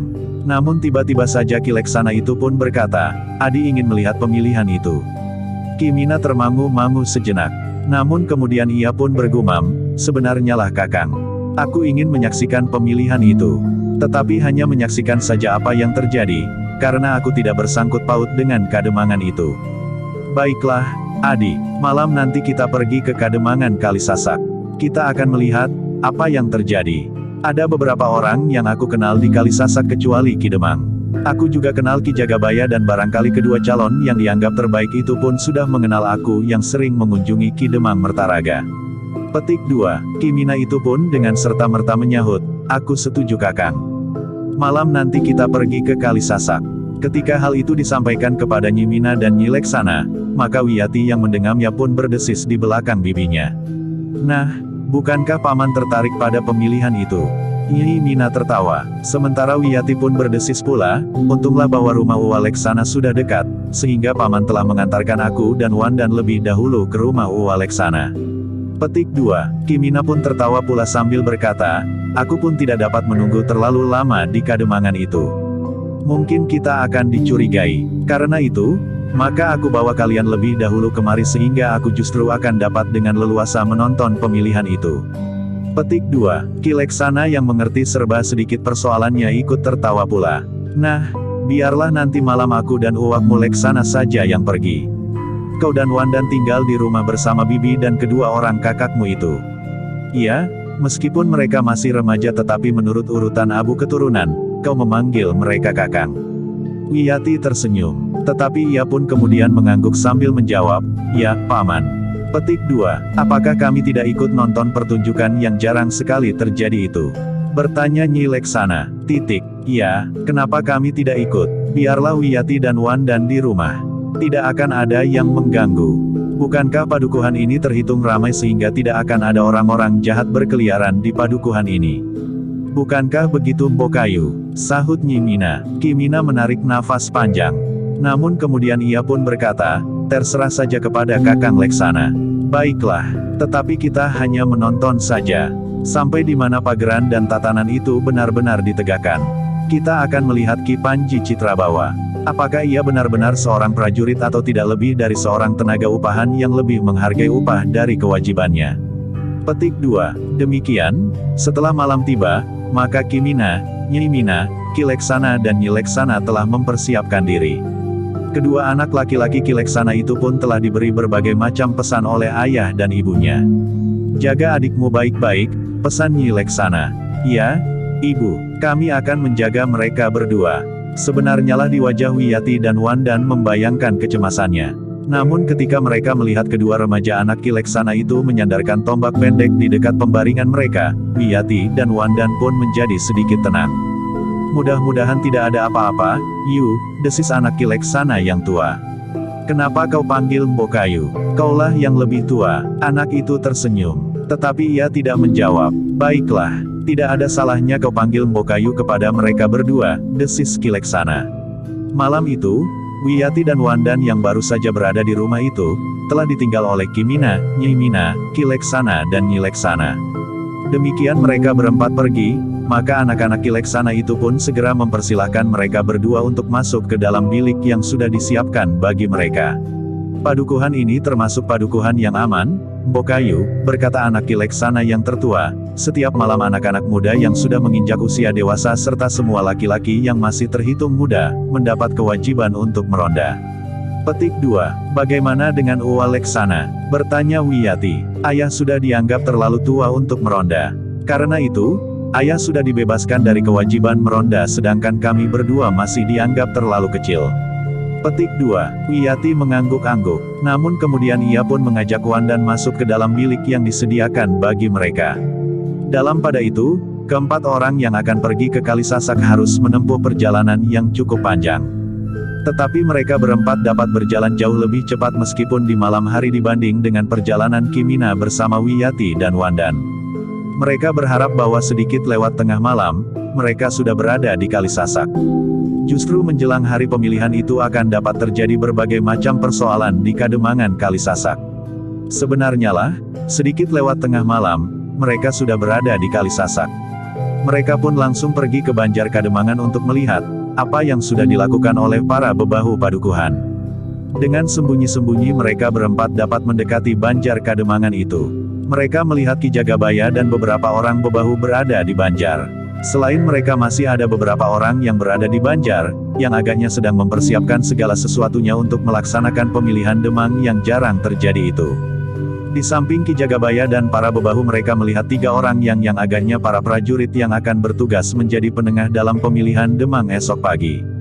Yang berkumis melintang itu tentu yang disebut Ki Panji Citrabawa, desis Kimina, kecuali jika Mataram tiba-tiba menugaskan orang lain. Ya, agaknya orang itu yang akan bertugas menunggui pemilihan Demang esok. Petik 2. Keempat orang Ju berusaha semakin mendekat. Namun mereka terkejut ketika lamat-lamat mereka mendengar Ki Jagabaya menyebut nama petugas itu.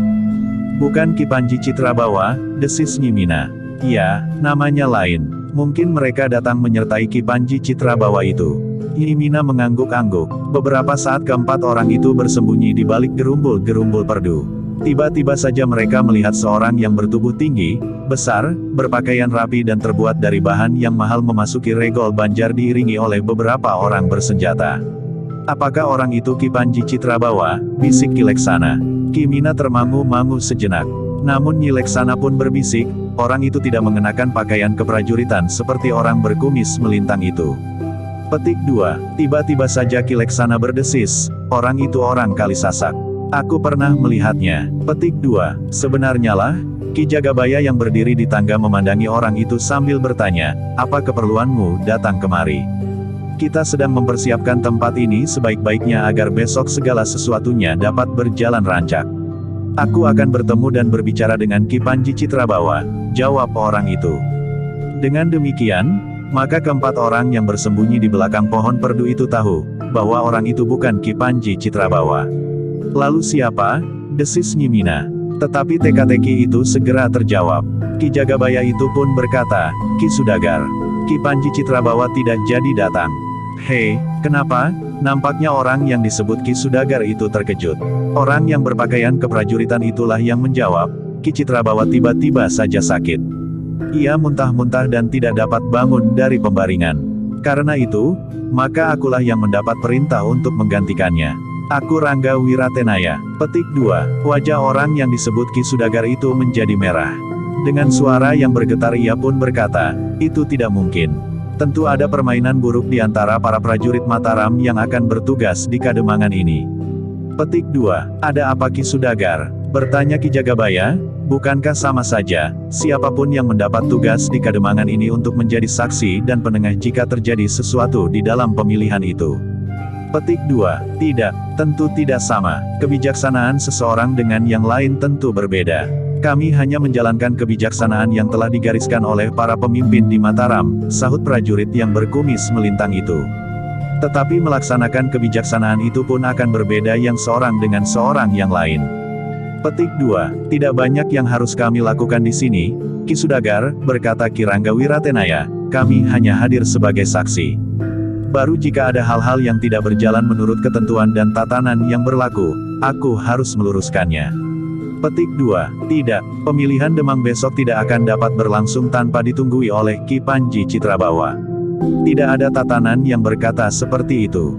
Petik 2. Ki Citrabawa adalah lambang kejujuran yang dapat diandalkan. Karena itu, selain Ki Panji Citrabawa, aku tidak dapat mempercayai. Petik 2. Ki Sudagar, itu terserah kepadamu apakah kau mempercayaiku atau tidak. Tetapi aku adalah kepercayaan para pemimpin di Mataram untuk menyaksikan pemilihan Demang di sini, serta mengambil tindakan yang diperlukan jika terjadi penyimpangan-penyimpangan di lapangan esok.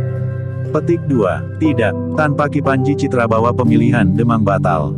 Apa hakmu membatalkan pemilihan Demang esok pagi? Aku adalah salah seorang calon. Aku menolak jika pemilihan itu tidak berlangsung sesuai dengan rencana. Petik 2. Jangan tergantung kepada orang per orang. Yang penting pemilihan dapat berlangsung dengan selamat serta berhasil menentukan siapakah yang akan menjadi Demang. Ada 3 orang calon di Kademangan ini. Besok ketiganya akan turun di lapangan untuk dihadapkan langsung kepada para pemilih. Tentu saja tidak sekedar berlandaskan wujud lahiriah seseorang. Tetapi jika latar belakang, penilaian atas kesetiaannya kepada kampung halamannya serta kecakapan memimpin. Selain itu, kesetiaannya dalam hubungan dengan Yang Maha Agung, berkata Ki Jagabaya.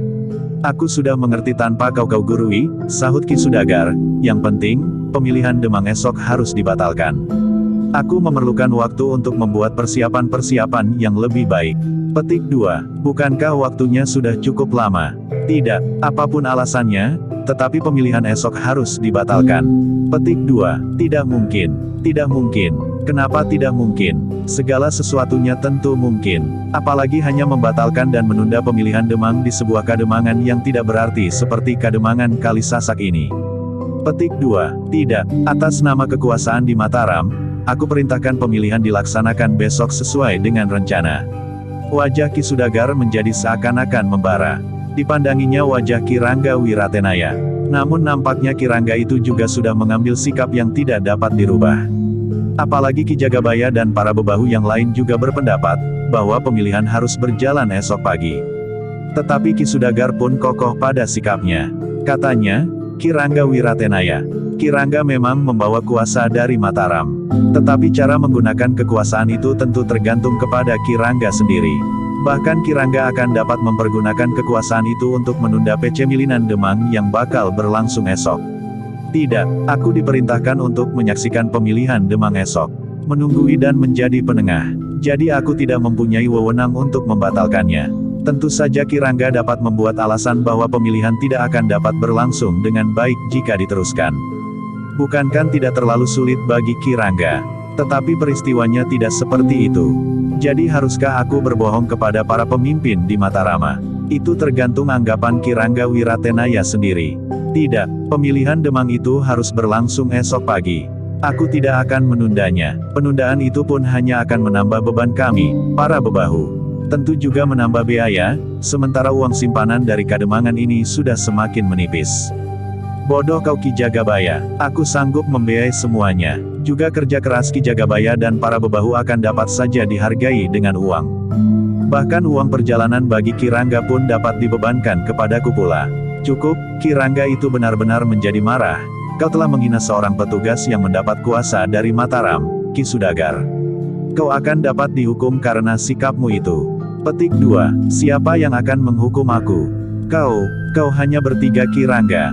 Betapapun tinggi ilmumu, tetapi kau tidak akan dapat melawan orang-orangku.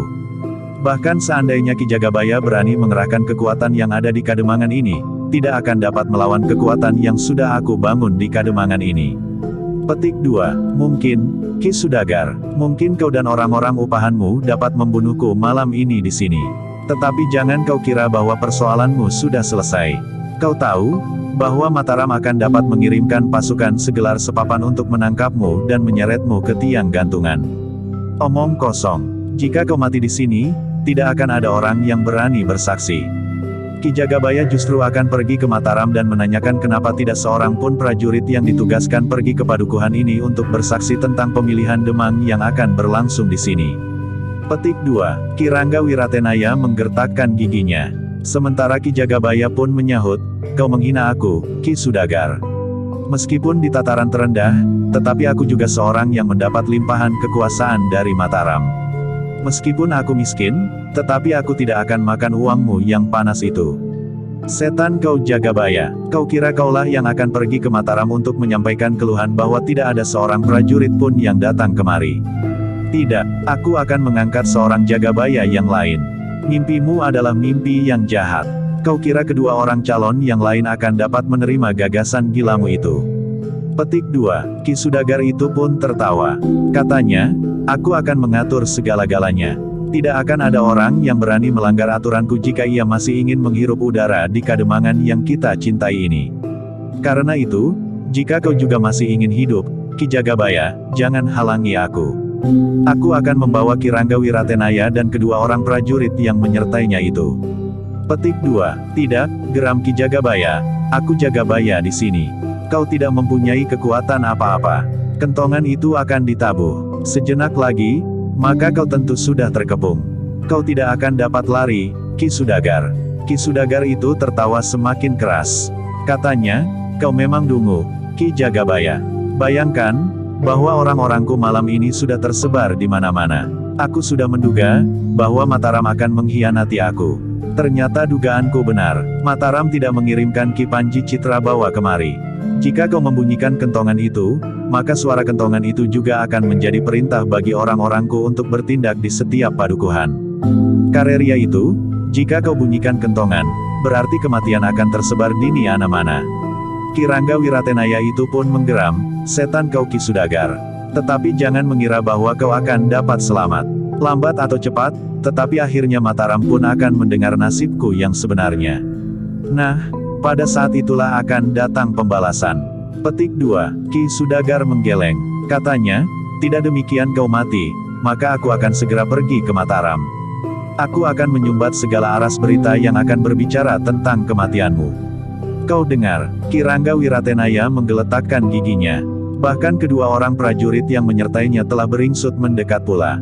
Dengan suara yang bergetar Ki Rangga Wiratenaya itu pun berkata, aku bukan cecunguk yang dapat kau takut-takuti Ki Sudagar.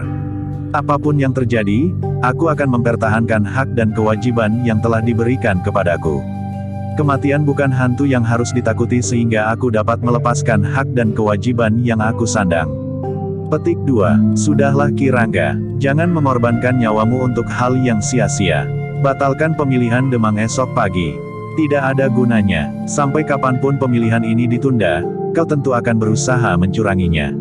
Karena itu, pendirianku tidak akan berubah.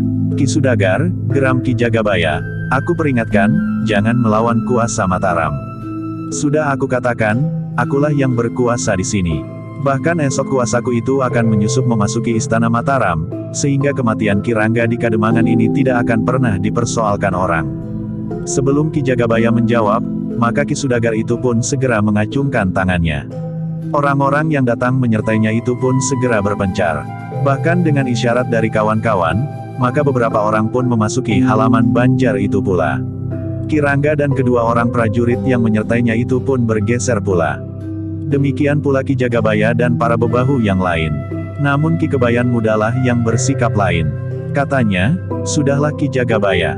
Jangan terlalu berpegang kepada tatanan. Sebaiknya Ki Jagabaya minta para bebahu yang lain untuk mematuhi perintah Ki Sudagar. Petik 2, Ki Kebayan Muda, Ki Kebayan Tua pun melangkah maju. Apa yang kau lakukan itu, hei? Apakah kau juga akan berkhianat? Aku tidak berkhianat Ki Kebayan Tua. Aku hanya ingin Kademangan kita itu selalu tenang dan damai. Tidak ada permusuhan, tidak ada kekerasan. Jika terjadi kekerasan, apalagi sampai jatuh korban, maka tentu akan timbul dendam. Nah, dendam ini sangat berbahaya bagi satu Kademangan karena dendam ini tidak mempunyai batasan waktu yang pasti. Apa yang sudah berkecamuk di otakmu, Ki Kebayan Muda, sahut Ki Kebayan Tua, apakah kau juga sudah terbeli oleh Ki Sudagar? Petik 2, jangan memakai istilah yang buruk itu Kakang, sahut Ki Kebayan Muda, Kakang sudah tua. Jangan memancing kekerasan, tetapi aku tidak dapat melihat pengkhianatan itu kau lakukan. Petik 2, sekali lagi aku peringatkan, jangan memakai kata-kata yang dapat membuat telinga ini menjadi merah, aku masih muda, Kakang. Jika aku tidak dapat menahan gejolak kemudaanku. Petik 2, namun tiba-tiba saja terdengar seseorang berteriak sehingga orang-orang pun berpaling kepadanya. Seorang anak muda menyibak orang-orang yang berada di halaman ini. Katanya, jangan takut ayah. Jika Paman Kebayan Muda akan mempergunakan kekerasan, biarlah aku lawannya. Ketika orang itu melangkah mendekat, maka Ki Kebayan Muda pun bergeser surut, tidak. Tidak begitu maksudku, Ji. Aku tidak menantang kau, tetapi Paman menantang ayah yang sudah tua. Biarlah yang muda melawan yang muda. Cukup Maji, teriak Ki Sudagar, kau tidak usah mencoba-coba menjadi pahlawan. Apakah kau harus membiarkan ayahku yang tua itu diperlakukan buruk oleh Paman Kebayan Muda? Salah ayahmu sendiri, bentak Ki Sudagar, lihat orang-orang di sekitarmu. Sekali tebas, kepalamu akan terpenggal. Aku tidak bermusuhan dengan mereka. Tetapi aku akan menghadapi Paman Kebayan Muda. Cukup, sekarang tangkap Ki Rangga Wiratenaya dan kedua orang prajurit itu. Jika ada seorang atau lebih bebahu yang mencoba membantunya, tangkap pula. Ikat mereka di halaman banjar ini. Perintahkan para penghubung menghubungi kawan-kawan kita yang berada di padukuhan-padukuhan agar mereka siap menghadapi segala kemungkinan. Katakan, bahwa pemilihan Demang esok akan dibatalkan. Siapa yang menentang perintahku itu akan mengalami nasib buruk. Sekelompok orang bersenjata pun segera menebar di halaman. Beberapa orang di antara mereka justru meninggalkan Banjar pergi ke padukuhan-padukuhan. Sementara itu Ki Sudagar pun berteriak, jika ada yang membunyikan kentongan akan berarti bencana yang akan melumpuhkan Kademangan ini. Petik 2. Meskipun Ki Sudagar sudah memberikan ancaman, namun masih ada 2 orang yang telah menjaga kentongan yang besar yang tergantung di sudut serambi Banjar. Ki Rangga Wiratenaya, berkata Ki Sudagar, jangan mencoba melawan. Aku tahu Ki Rangga tentu seorang prajurit yang tangguh. Tetapi orang-orangku adalah orang-orang yang tidak terkalahkan. Dimanapun dan oleh siapapun. Bersambung ke jilid 11.